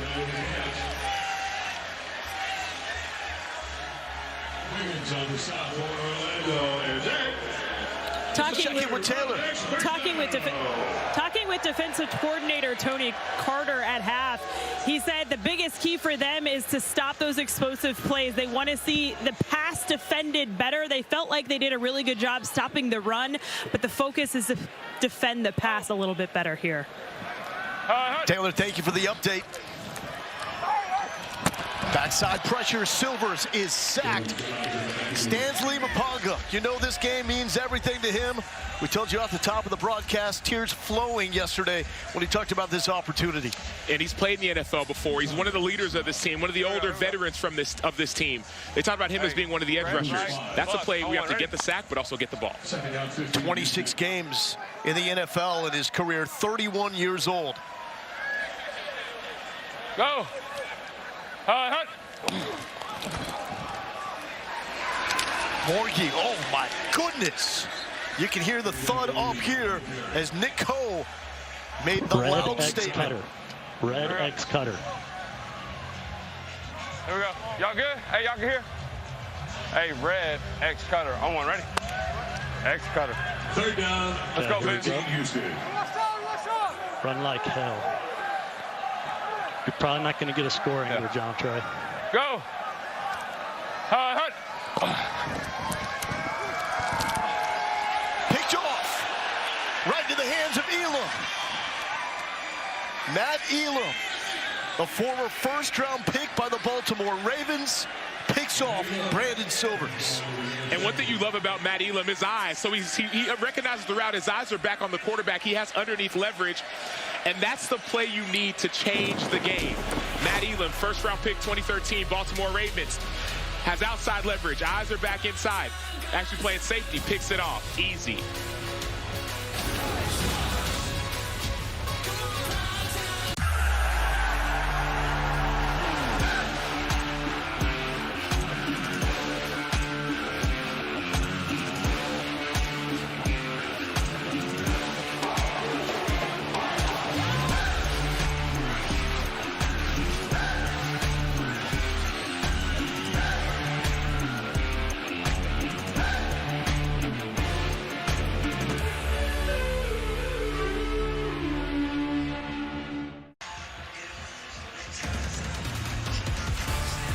Matt Elam was begging for another opportunity. He just got it, giving Orlando some juice. INT moments ago. Here he is with Taylor. Thank you. How did you know the ball was going there? A great call by TC. Double robber, get the safeties on it at the sticks. And I guess the quarterback didn't know I was coming down. But I need to make a shout out though. Happy birthday, big sis. Baby girl, Halo, that's for you. One to my all. I love y'all. Thank you. Well, there you go, Lowell. Taylor, thank you.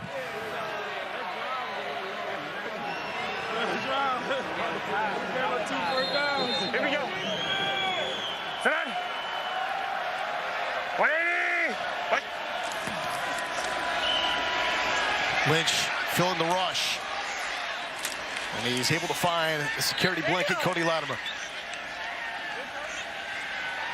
11, bunch left, scat left, China. Bunch left, scat left, China. China. Hey, bunch left, scat China, all one-on-one. Scat left, China. Here we go. Sit down. 180. Like that. Lynch brought down. Fourth sack tonight by the Roughnecks. Look at the pressure by DC Brian Stewart. They were playing man-to-man on the back end. The pressure got to him. It's Harris again making a play. 11, That's 3 for Trent Harris. Jet 4. Jet 4. Jet 4. Jet 4. Here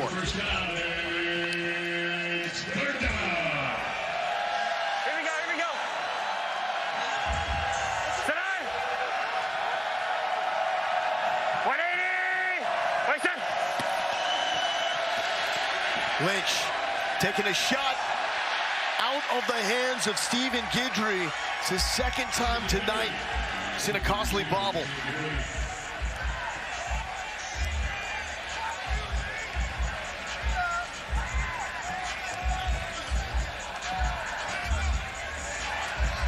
Johnny Thompson on the punt for Orlando. Likely back to receive.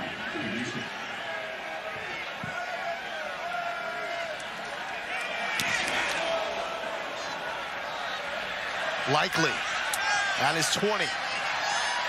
Makes one-man miss. And Houston will take over at the 30. Fitz. Hey, Lo, I'm here with Trent Harris. That's your third sack tonight. What's it like playing in this Phillips 3-4 defense? Oh, it's fun, man. He's all about see ball, get ball. Let's play a little loose and play fast. Describe that last one. Oh, that was a great play call by the coach. I had a stunt, went inside, it came open. Keep it going. Yeah, thank you. Appreciate it. Wade Phillips talked about pass rushers giving him more freedom. That's Harris, 3 sacks, freedom to make plays.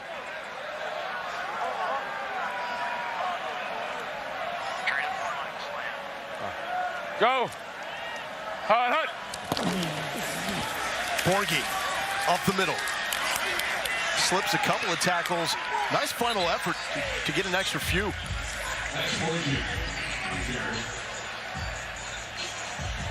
All right, over, invert. Here we go. Blue, F well. Over, invert, 3 stay. This shit, yeah, that's your girl, man. Hey, girl, man.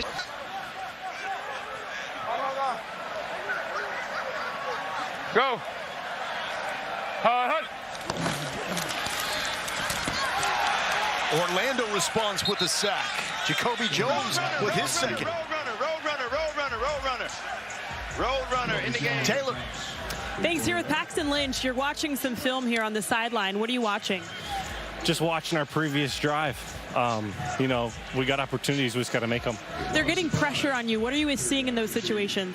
Yeah, we're just, you know, we're just getting heated up a little bit, and we just got to protect a little bit better. We got plays where one guy's not doing their job, and then it messes up the entire play. So we all just got to lock it in and eliminate the mistakes and make the plays we know we can make. Appreciate it.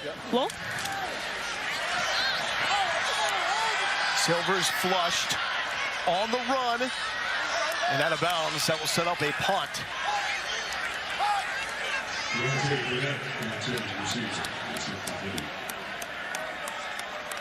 See Jacoby Jones getting pressure. He had the sack before, the pressure on that play. Tony Carter, defensive coordinator, is trying to find ways to change the looks for the Roughnecks offense.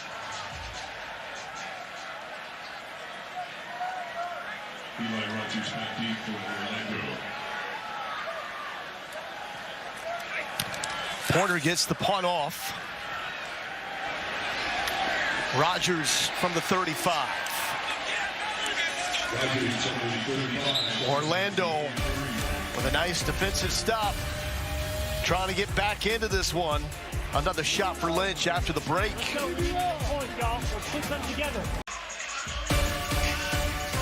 We've got more XFL action tomorrow as the St. Louis Battlehawks take on the San Antonio Brahmas, and the Seattle Sea Dragons and DC Defenders go at it to round out the XFL opening weekend schedule on ABC, ESPN, and ESPN+. Here's Fitz with Wade Phillips. The importance, Coach, of getting a stop on this possession right now. Yeah, it's a big series. You know, we stopped them first series, and we need to do it again. Try to get field position back. Thanks, Coach. Thank you. Good field position here for Paxton Lynch and the Guardians offense. Here we go. Tonight. 180. Lynch with pressure from up the middle. Finds Guidry. Devontae Beckett makes a hit. Beckett crossing immediately.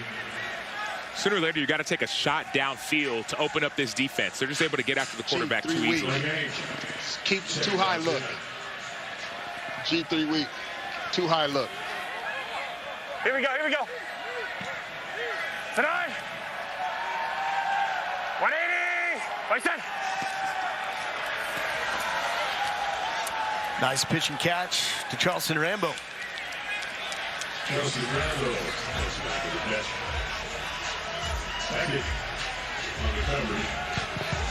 Snoopy 1. 4 yards, Snoopy 1. First down, it's third down. Here we go. Lynch under center. Throwing on the run. Big hit delivered by A.J. Hindi. And the Roughnecks defense will set up a 4th down. Great call by Brian Stewart. Snoopy sounds like dog one. You see guys on the outside keeping contained. Hendy's making the play. Logan Carter comes down 2 yards shy. Dijo. Come on, Beckett. I need you to lock and load, baby.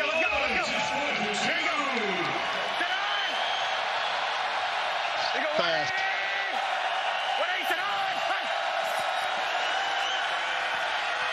Lynch broken up. Harris does it again. For the second time on 4th down, a J.N.A. Harris comes up with a huge breakup. Well, in this defense, you know corners are going to play man-to-man or quarters. That's what Brian Stewart said. We're in man, we're in quarters. They sprinkled in some 3 deep. But the corners have to be able to make one-on-one plays. That's what a J.N.A. Harris has done multiple times this game.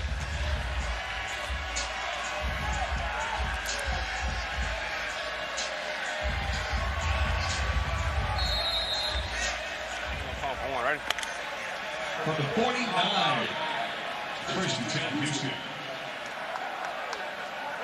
Go.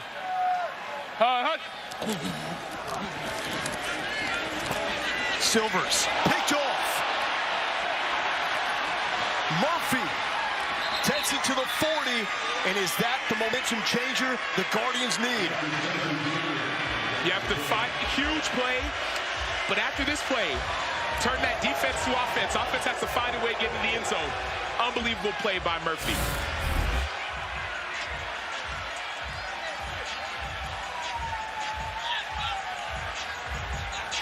Depth matters. Notice some rerouting and get depth, depth, depth. That's what they teach. The more depth you get, the harder it is to make those passes over the defender. And how about that? It's Murphy, who played for Mike Leach at Mississippi State, intercepting a ball out of the Mike Leach offense. Maybe he understands this offense better than we all anticipated.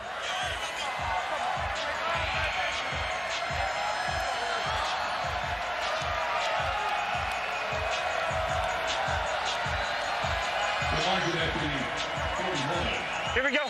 First and 10, Orlando. Tonight. 180. Wait, sir. Back-to-back interceptions. Yes. Beckett with some blockers to the 40. Sideline. Flag is down, but Beckett is going to take it to the house. 72 yards.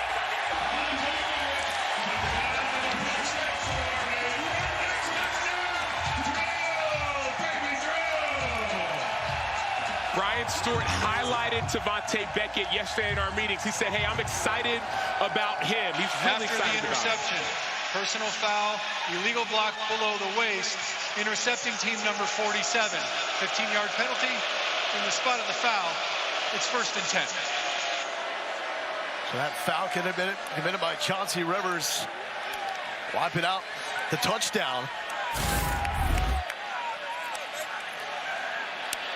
What happened here, Sam? Tavante Beckett reading the quarterback's eyes, dropping back in the zone. And then here's a little thing that you didn't see on the play before. He gets into the end zone. Yes, there was a block below the waist. It's illegal. But this is what happens. This is how teams change momentum. Turnovers into points. Played 4 games for the Lions in 2021. Dan Campbell said there's no limitations to him. He can sniff out the football. The guy can play. Silvers, quick pass, handful. Let's check in with Dean Blandino, VP of Officiating Rules for the XFL. What did you see on that penalty, Dean?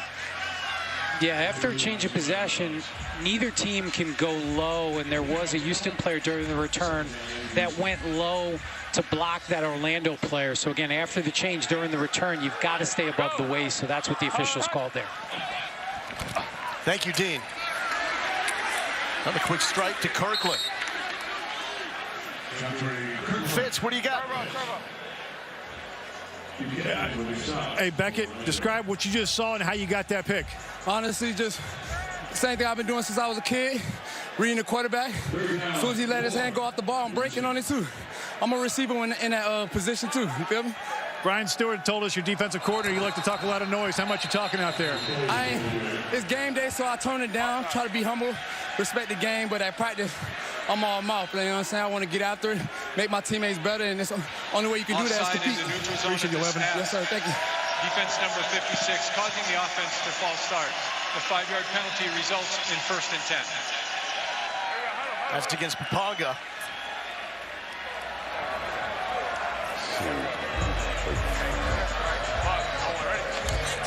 Oh, God. So first down for Silvers and Houston. Go.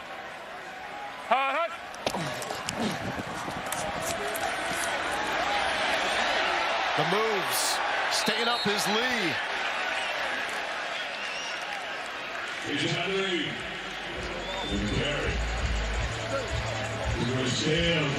Hey, alert the shot. Alert the shot. All right, alert the shot. We're going over to invert. Over to invert. Over to invert.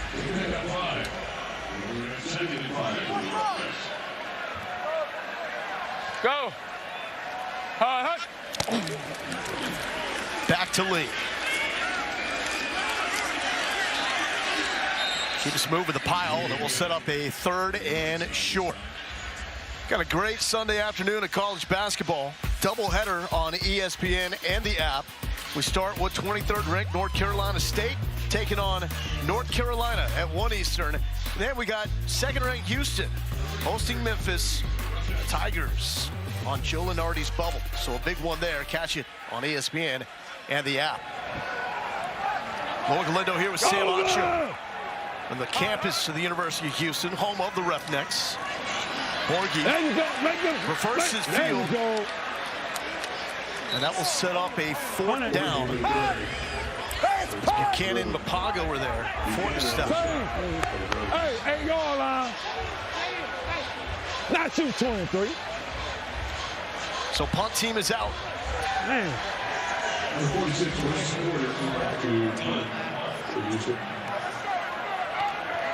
Wade Phillips, a veteran.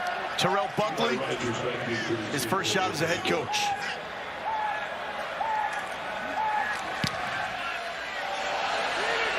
Short kick. Rogers calling for the fair catch at the 22. So the Guardians have had great field position, haven't been able to make anything happen offensively. Now they're backed up and the pressure's on. And we heard their offensive coordinator yesterday say, we're going to take 7 to 8 shots in a game. We haven't seen too many of those shots. We saw a couple early. We need to see a few more here. Okay. Hey, we need that. We need them. We need help. See.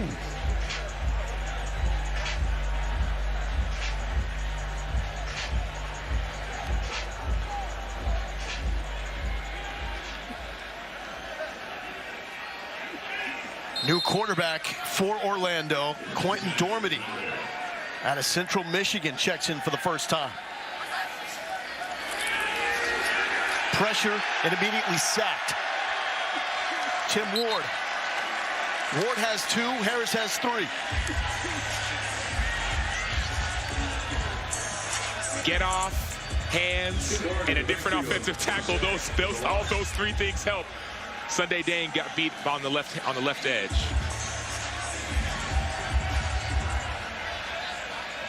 Dormady started his career at Tennessee. Transferred right here to Houston, but was behind Eric King. Finished out his career at Central Michigan, or took the Chippewas to the MAC title game. Ryan Becker. Here's Taylor.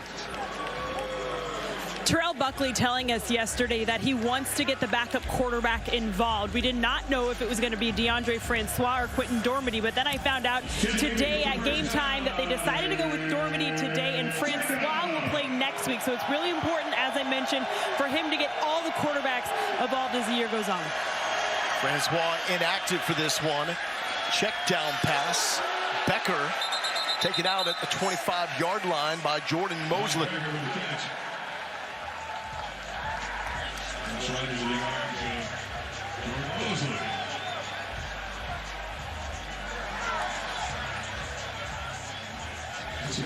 And that will take us down to the end of the 3rd quarter.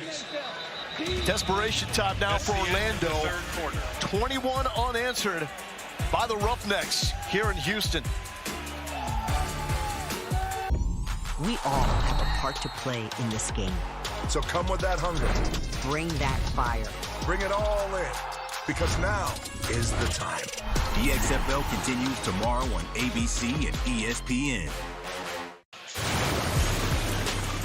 Let's take a look at tonight's game flow, brought to you by Progressive. Sam. Those edge rushers are getting after the quarterback. You see Trent Harris, he has 3 sacks. Up and under has worked very, very well. You see Tim Ward on the other side. He has 2 sacks, 5 total sacks, and interception. He's counting them. 1, 2, 3.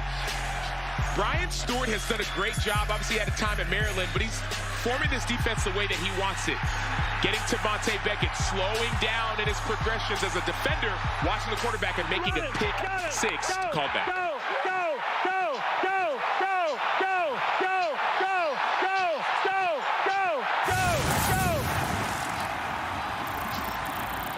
I counted 15 goes from Wade Phillips. One thing he said, I want to have a lot of sacks and hopefully some big plays. Those are the 2 things that he wanted from his team. That's really defined this game. Townsend to punt it away. The dangerous likely at the 35. And if you wonder why it's taken so long for some of the gunners to get down there, well, the new rule in the XFL is that no one can be 1 yard past the line of scrimmage when the ball is punted. It's different in the NFL. The gunners can. In college, everyone can. But that's why we're encouraging returns in the XFL.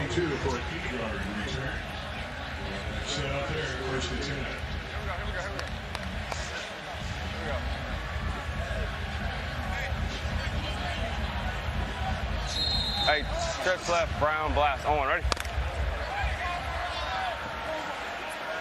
Brandon Silver is calling in the play. Max Borgi to his right. To the flat. Incomplete for a couple of yards to Harris. Blue F-wheel X snag. Get ready for a blend call, which means go on the move. Do not stutter, go. Brandon, make sure you check. Trips right, X snag, blue F-wheel. Dog right side. Hey, blend call this. Make sure the wheel's not uncovered, then blend call it. Hey, blend it. Go. Out of the backfield. The Borgi. And brought down, and not after getting into Orlando territory. Give me red 14. Red check 14. Read that flat defender. Hey, red check 14. On, ready? Check now.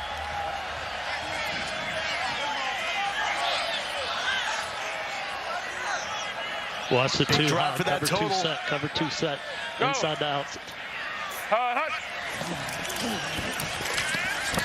Silvers, wide open receiver. He's got Burnett. Burnett to the 30.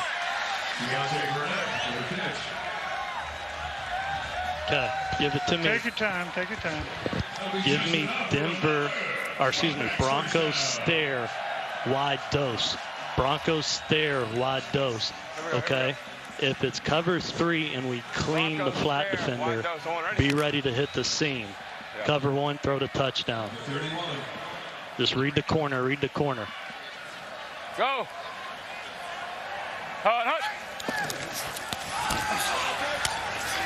Back to Burnett. There's good. Burnett 2-yard shot, the first down. Hey, give me this. Give me, let's go Mayday with it. Mayday. Same thing. Hey, Broncos stare. I'm on, ready? Broncos stare, wide dose. Possible bender if they stay too high. Go. To Lee. The carry inside the red zone. It's looking like cover 2. So let's go blue check. Okay, blue check Z cutter. Oh, here we go. Listen. Blue check Z cutter. On, ready? Run like hell. Blue check, Z cutter. If it's single handed, you got the slot play to the front side.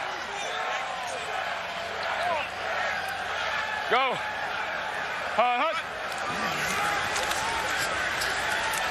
Going through the progressions and checking down. A nice thud there. All right, here we go. By Murphy. I saw that. Okay, give me this. Give me a low check swing, H wheel mesh. X got the post, stick it high. Hey, low check swing. Trio left. On, ready?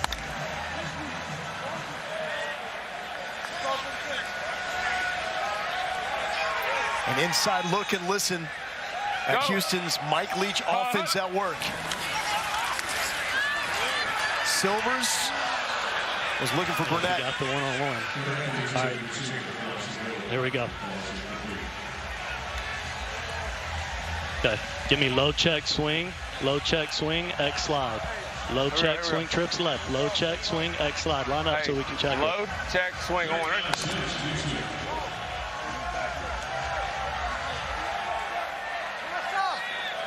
Okay. GTFO. Go. Silvers over the middle, broke it up. Tremaine Washington with a PBU.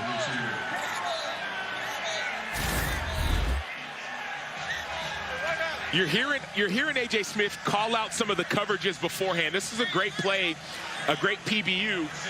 But one thing that's going to happen in this version of the XFL is that defensive coordinators are going to have their safeties hold their coverages, hold their looks, whether it's a two-shell, hold it longer so that the offensive coordinators are able to make those adjustments on the fly. That has to happen for defenses to be successful.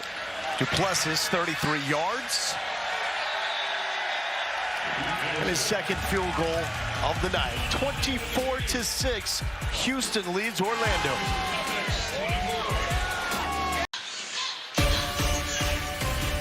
Catch episode 2 of the XFL docuseries Player 54, Chasing the XFL Dream, on Thursday at 5 Eastern on ESPN2. Available to stream immediately on ESPN+. Directed by Peter Berg, this 9-part docuseries chronicles the creation of the XFL under new ownership and provides an all-access look at all 8 teams. We've seen chairwoman and owner Danny Garcia, Dwayne Johnson, co-owner, as well as Jerry Cardinal from Redbird Capital. The opening 2 games of the XFL season. Coverage teams cannot move until the ball is caught. And it is by Tatum and taken to the 25. Taylor.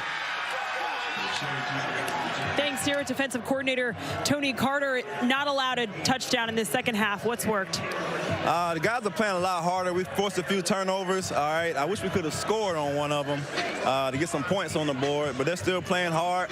All right. It's a 2-score game with these 1, 2, and 3-point plays. All right. So we're just trying to stay poised and keep them going.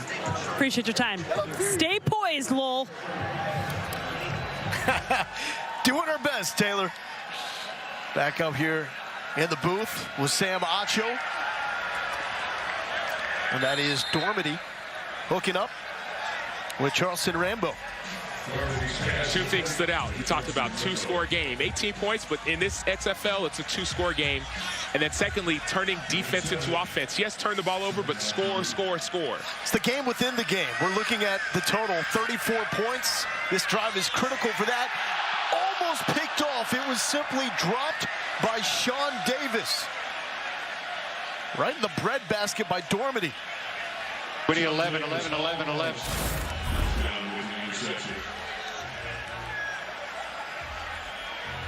That's a man that picked off Eli Manning when he was playing for the Steelers. Bringing it for the first, it's third down. Huge third down here for Orlando. To Martin, full steam ahead. On the ball. And Martin Dose right, Florida. Florida. Committing mark for the first down. Mark will be 35, first and 10, no hits.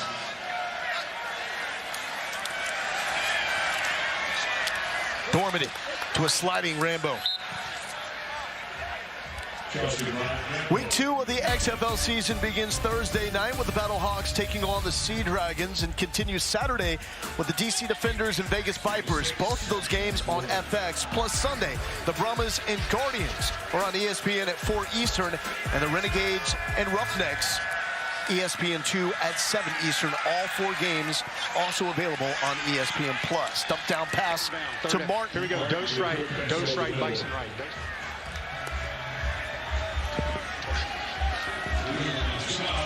G-back grab one. G-back grab one. G-back grab one. G-back grab one. Has to be 4-down territory for the Guardians. They will not need it right here as Martin gets the first down for Orlando. 4, G4, G4, G4, G4, G4. No, we didn't. We didn't have enough. G4, G4. Dormady facing some pressure. He's got Rodgers. Beckett, you got to help me, man. You got to help me. G4, G4 now. Let's go. You know what they're doing. Will, make him go over top of you. Make him go over top of you.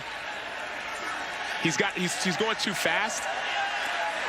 Rodgers at the 30, out of one tackle. And the Guardians are cooking. And we got a flag down behind the line of scrimmage.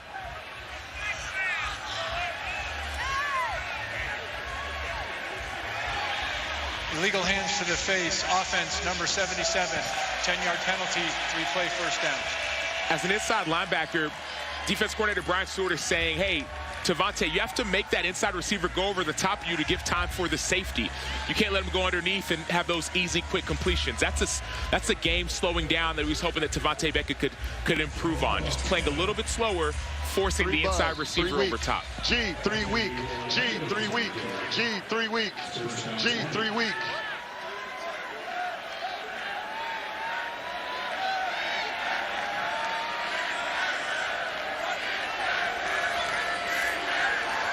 Dormady lofts it. He's got an open receiver, and it is Andrew Jamil. Guardians strike back 51 yards. 5'11", 175 out of Stonehill College. And we talked about it. It's 18 points, but it's still a 2-score game. That was the one play you needed to make this back into a game. And you're happy if you took the over. You were doing backflips right now.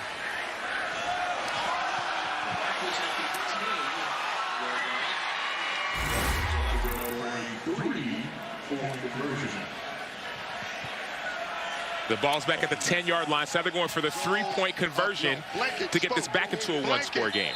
First time that we have seen a 3-point conversion in either game in this opening weekend.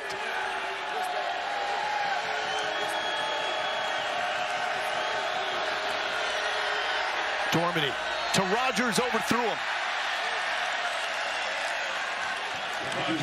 But that's the crazy thing and the beautiful thing about the XFL. If you hit 3 there, you're back in this thing. You're always in it, especially in this new XFL. Andrew Jamil didn't get an NFL opportunity. Now he's hoping for it with the XFL. The new XFL has arrived. And it is here to stay. 1, 2, 3. We're making it about her and him and them and you. It's a chance for everyone to be a part of something bigger. Something that just might be more than football. A whole new beginning starts February 18th.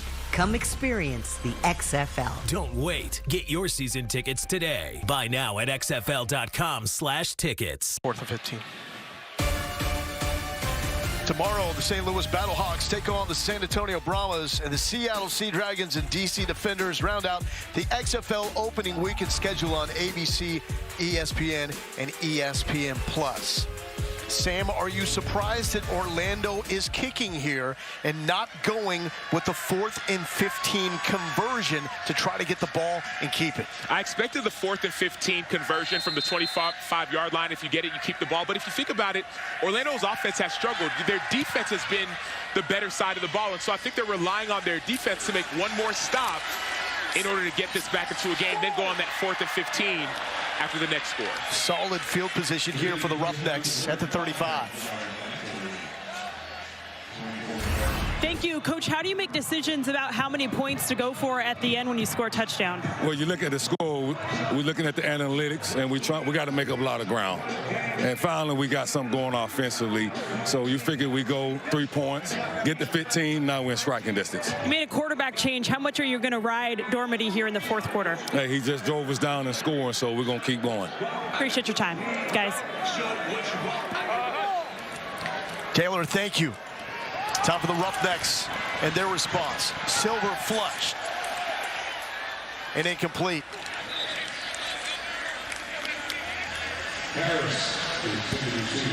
We talked about it being now it's still a two-possession game, but with the new rules, if you score once, now you can't go for 4th and 15 in the fourth quarter if you're down or tied to get that lead. I did ask Buckley as well why they did not go for the 4th and 15, and he said analytics yet again, guys. Go. We saw it at the very end of the opening game with Arlington and Las Vegas. Las Vegas did not convert. The game ended. Trips left. Trips left, Broncos.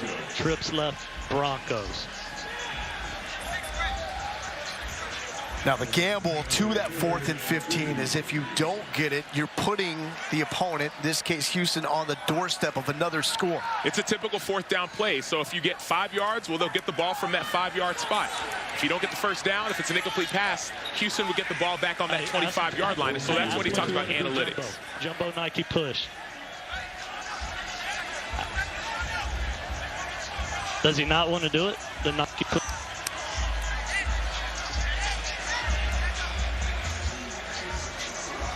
It's not 2 yards ago. Yes, sir. Just relaying it. Yeah, 2 yards.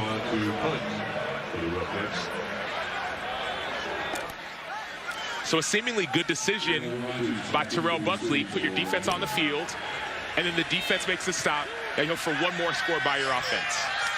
Fair catch dropped by Rodgers, and the Roughnecks have pounced on it. Cannot happen. Didn't account for special teams. We got it.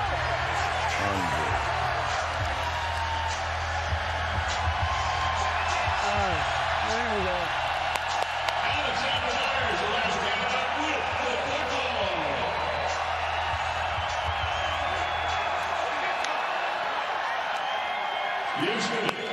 Inside the 15, it's 1st and 10.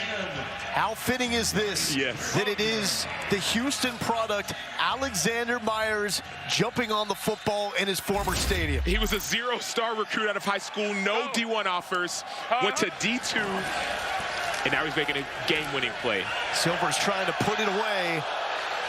Okay, we're fine. Go again. Trips left, low check, swing, X slide. Let's read it. Now you look back on it, you're like, we probably should have gone for the 4th and 15. Hindsight, right? Yeah, I got you. After this one, give me a check 14. 14-14 with patience. Go. Silvers to Burnett, broke it up. Fitz. Well, the man who recovered the fumble is right here. Take us through it. I did it for the team. It's for Houston. That's why we're here. You feel me? You saw the ball on the ground. What goes through your mind? And at that moment, man, just take us onto the field. Be great. That's all I got to say. Be great. Done and done. It was. Lowell. Fitz, thank you. Go. 3rd and 10. Lee. Upended at the 5. So what do you do here? 4th and short. If I'm offense, I'm going for it because you know if you kick a field goal, it's still a 2-score game. But this is the game. 4th and 2. Right. 3 minutes left. Denver slip. Strong right. Denver slip. Call is in. Cole McDonald in at quarterback. Scoot in X, scoot in X, scoot in X. Denver slip. Run it. McDonald, he's got room, waltzing into the end zone. Cole McDonald with the 5-yard score.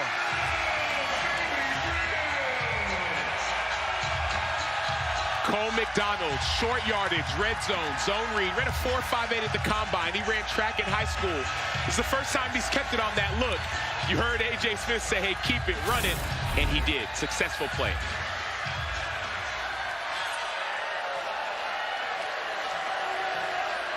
And a one-point conversion attempt coming up for Houston. Been a wild night with these conversions.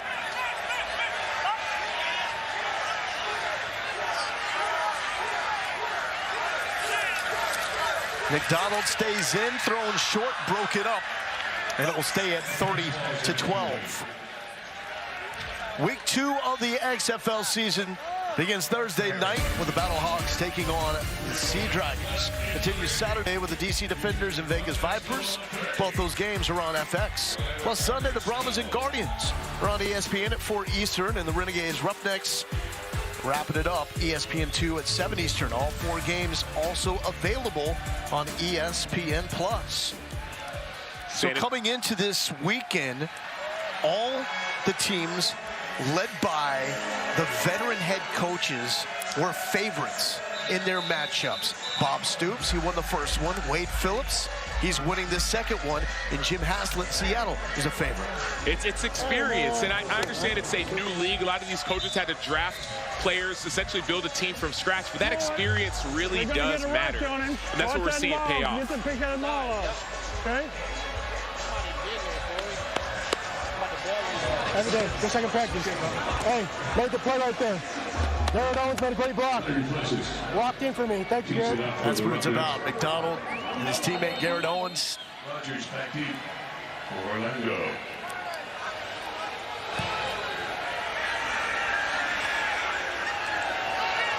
Rodgers from the 15.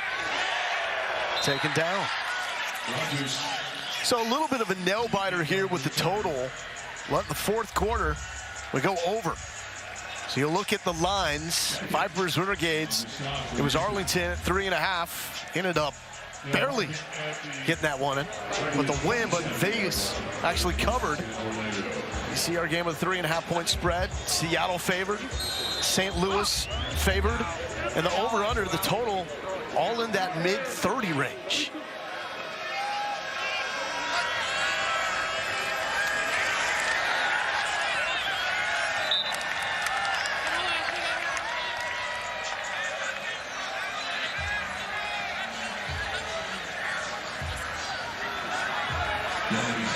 Hey, Lowell, Sam, if you had Houston before this game kicked, your odds are going to be a heck of a lot better on a future wager to win the title than they are going to be tomorrow morning. I can promise you that. But one team to take a look at as a future, St. Louis. Experience at quarterback. A.J. McCarron's callous in the National Football League and been on a grand stage with Big Bad Bama winning natties. Yeah, Houston continues to increase their stock with plays like this. Offense, number 61, 10-yard penalty. We play second down.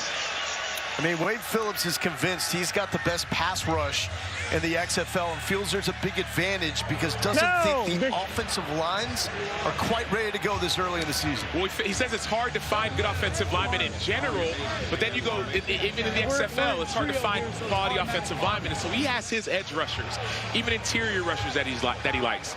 That's their advantage on the front end, but also on the back end. Third down. Who can cover.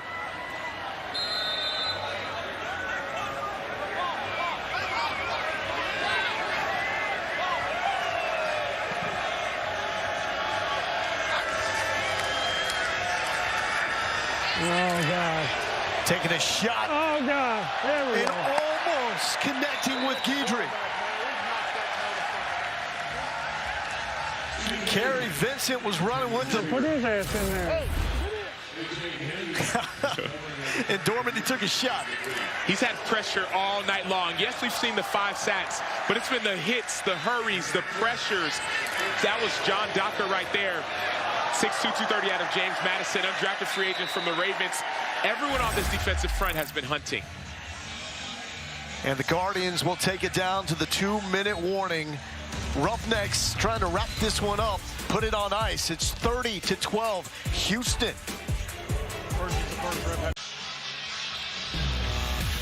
Next, it's SportsCenter with Zubin and Max. the star of this game, joins the show to talk about the XFL kickoff.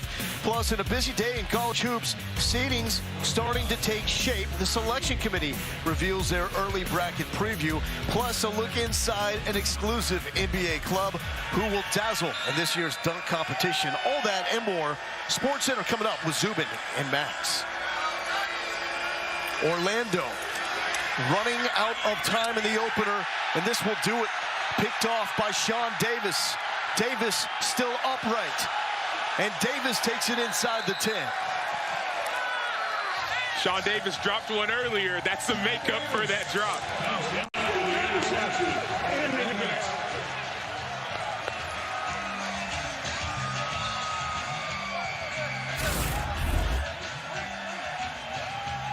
Second-round pick for the Steelers in 2016. Reading the quarterback's eyes the whole way.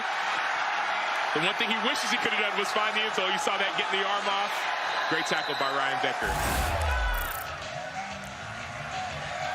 Mentioned it earlier, a guy that's picked off Eli Manning, sacked Tom Brady in an AFC Championship game. A lot of football for Sean Davis. He's proving he's still got some left. He was the third safety drafted in that 2016 draft, 58th overall pick.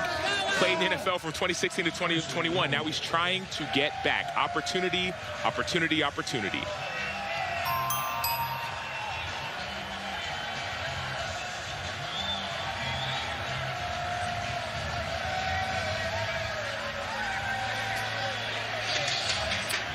Now Fitzy's with Sean Davis.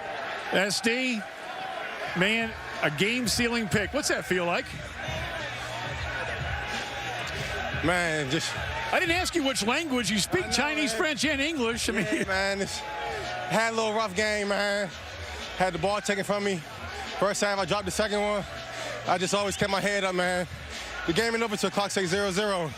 And so I just played every play as best as I could, man, and just felt good to get the job done for the team.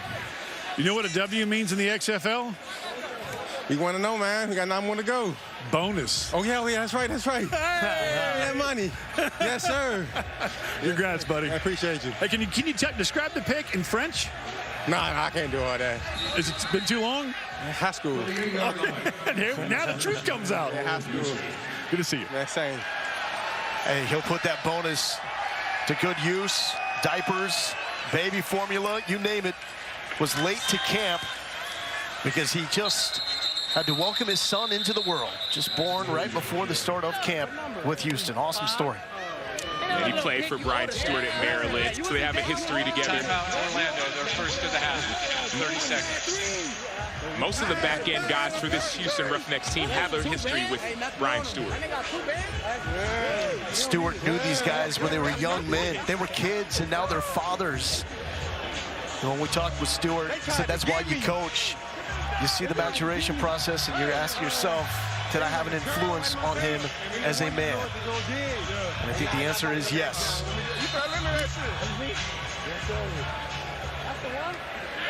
Final 142.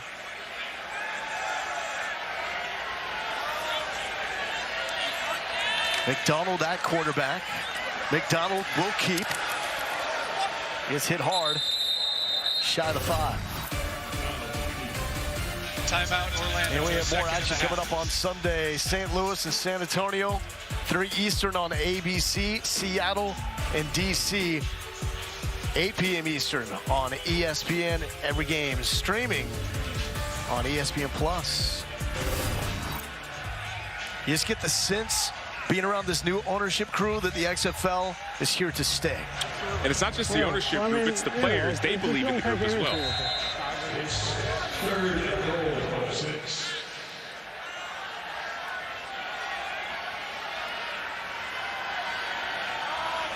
Third and goal here for Cole McDonald. Former Hawaii quarterback will keep. And brought down, lost the ball momentarily, but he's down. He's got the ball, it's all good. And that's going to bring up a 4th and goal. Their third and final of the half, 30 seconds. Field goal. And you hear Coach Phillips calling for the field goal unit. Get it to a 3-score game. We're 18 points ahead. If we go 21, they got to score 3 times. Great minds think alike. Duplessis has connected on both attempts Number 55, from 33. 64, and 70 of Houston have reported as eligible. 55, 64, and 70. 4th and goal, Houston. This will be a 22-yard attempt for Duplessis, who was in mini-camp with the Broncos at the beginning of the 22 season.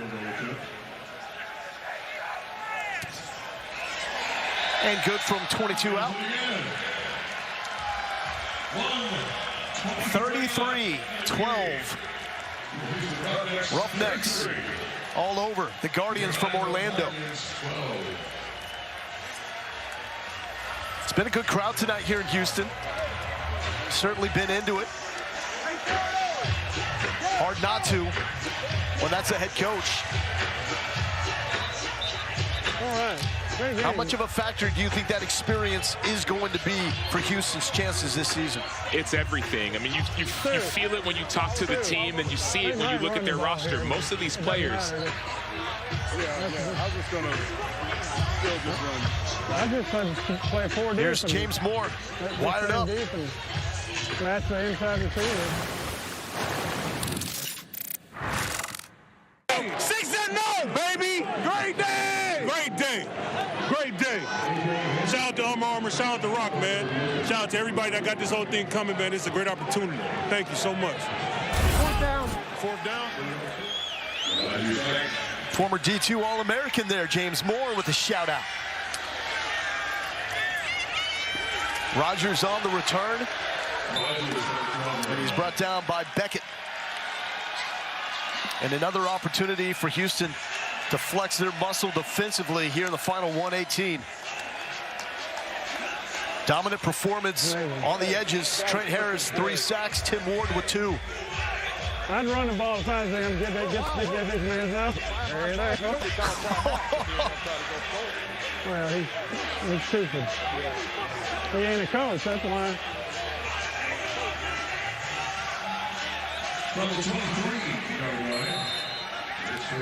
Wow.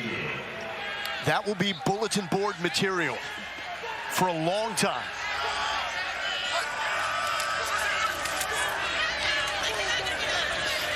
Quick strike to Dantes Bird, still fighting here with 1:14 left. Hey, that's the thing with access. You hear everything. Everything becomes public. You can't hide those conversations. You can't hide it. You hear it all.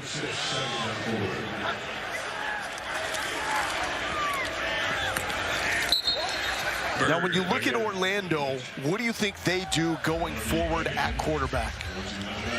I wouldn't necessarily say it's quarterback. Part of it has to do with some of the play calling. You didn't see any of the deep shots that you would have expected. And so you have an offense that is taking deep shots on one end and one offense that's not taking as many risks.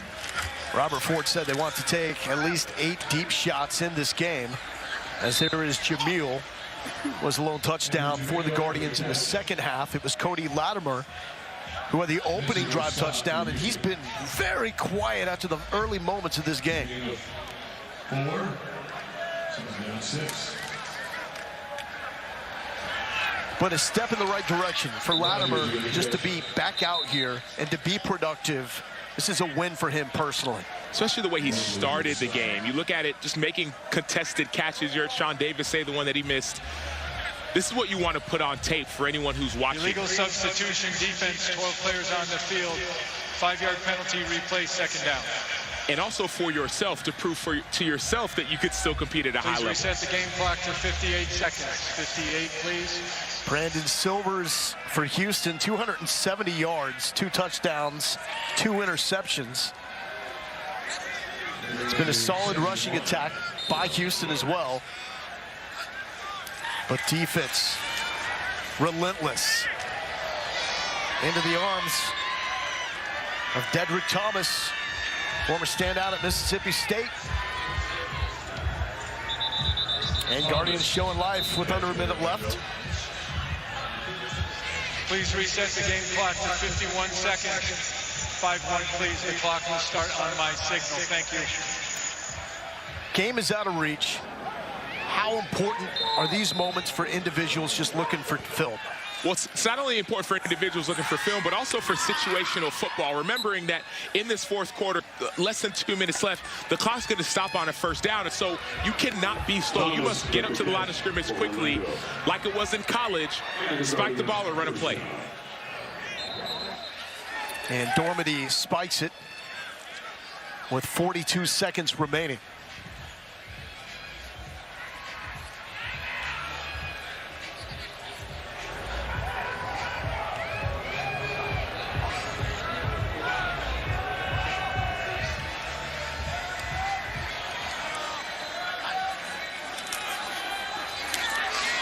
Dormady flushed, lofting it, and out of the reach of Jamil.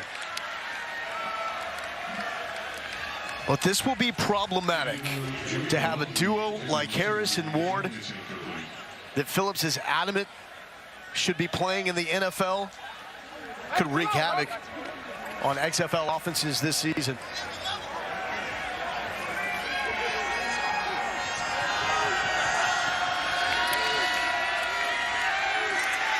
Another big hit.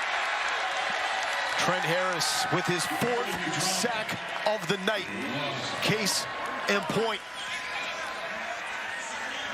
It doesn't matter the name of the team, the name of the league. If Wade Phillips is coaching, it's going to be a relentless pass rush. Especially on the outside. Look at Dormady. Picked off. As Janae Harris had 2 breakups and finally gets his pick.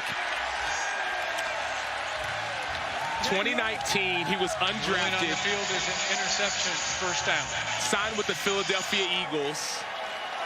He wants to go back. We all know it. And it's plays like these that scouts are watching, that people who love football are watching and saying, I saw this play. I saw that breakup early in the game.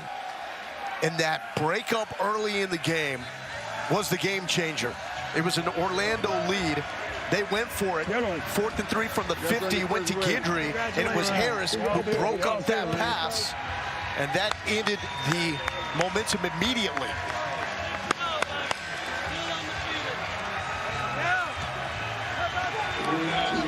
First win as a head coach for Wade Phillips since the Cowboys in 2010. Yeah.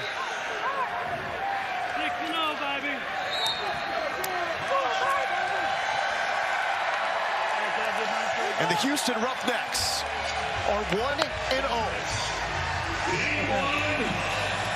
Is in the books. Good job. Good luck, man.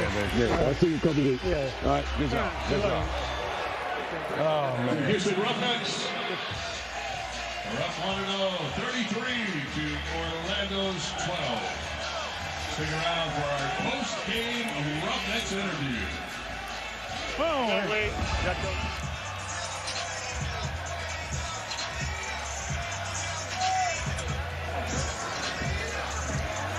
Fitz is now with the head coach, Wade Phillips. Coach, your first win as a head coach, and happens to be in your hometown of Houston, Texas, since 2010 when you were with the Dallas Cowboys. What's it like? It's great. I mean, our players did the job. You know, we played a really solid game, offense, defense, and our special teams really played well. So, you know, that's what causes victories. Phillips 3-4. Trent Harris had 4 sacks. Tim Ward had 2. What'd you see from your bookends? Yeah, they're really good players, and I'm glad we have them. As far as their future, you told us in our meetings yesterday you don't understand why they're not in the National Football League. Their individual talents, what do you see? Well, that's what they're here for, to show them what they can do, and I'm so proud of them. You know, I thought we didn't know for sure because we hadn't played a game yet, but I knew those guys were going to come through. Congratulations, Coach. Thank you. Well, Fitz, thank you so much. Houston starts 1-0 after taking down Orlando 33-12. For those watching on ESPN, Sports Center is next. For those watching on FX, we'll continue our coverage in a moment right here in Houston.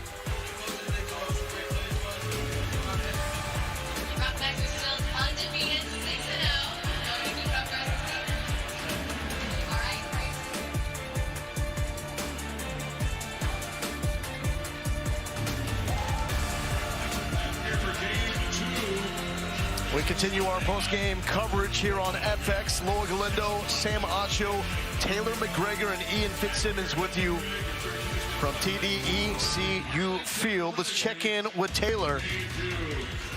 There is the story in this game, the pressure you guys were able to put on their quarterback. How were you able to do it all night long? I think it had a lot to do with our practice. You know, we got a good group of guys, and we push each other every day. You know, it's kind of a battle, get the more sacks there in practice, and everyone did their part, and we just made it happen. What did you guys show yourselves today that can give you confidence that you're going to be able to do that all season long? I think it just confirmed that if we prepare the right way, that we can be one of the best defenses in this league. Your coach said you belong in the NFL. What do you feel like you learned today about yourself?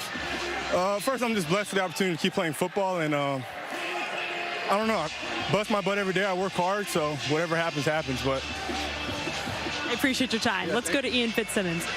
Thank you, T-Mac. Here with Jontre Kirkland, LSU Bengal Tiger, and you had a touchdown tonight, a heck of a lot of catches. Just this moment for you proving that you belong at the next level. Yes, sir.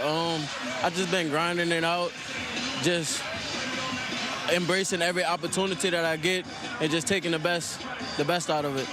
Go back to your days at LSU when you won a national championship in 2019. That wide receiver room was ridiculous. Jamar Chase, Justin Jefferson, you're in that room. What did you learn from those guys? It was filled. So, like, with that room, we just basically learned from each other. Like, each and every day, different techniques, releases, how to run routes, like, how they see the game. You know, we talk ball all the time. So, it really was just like a big brotherhood down at LSU in 19.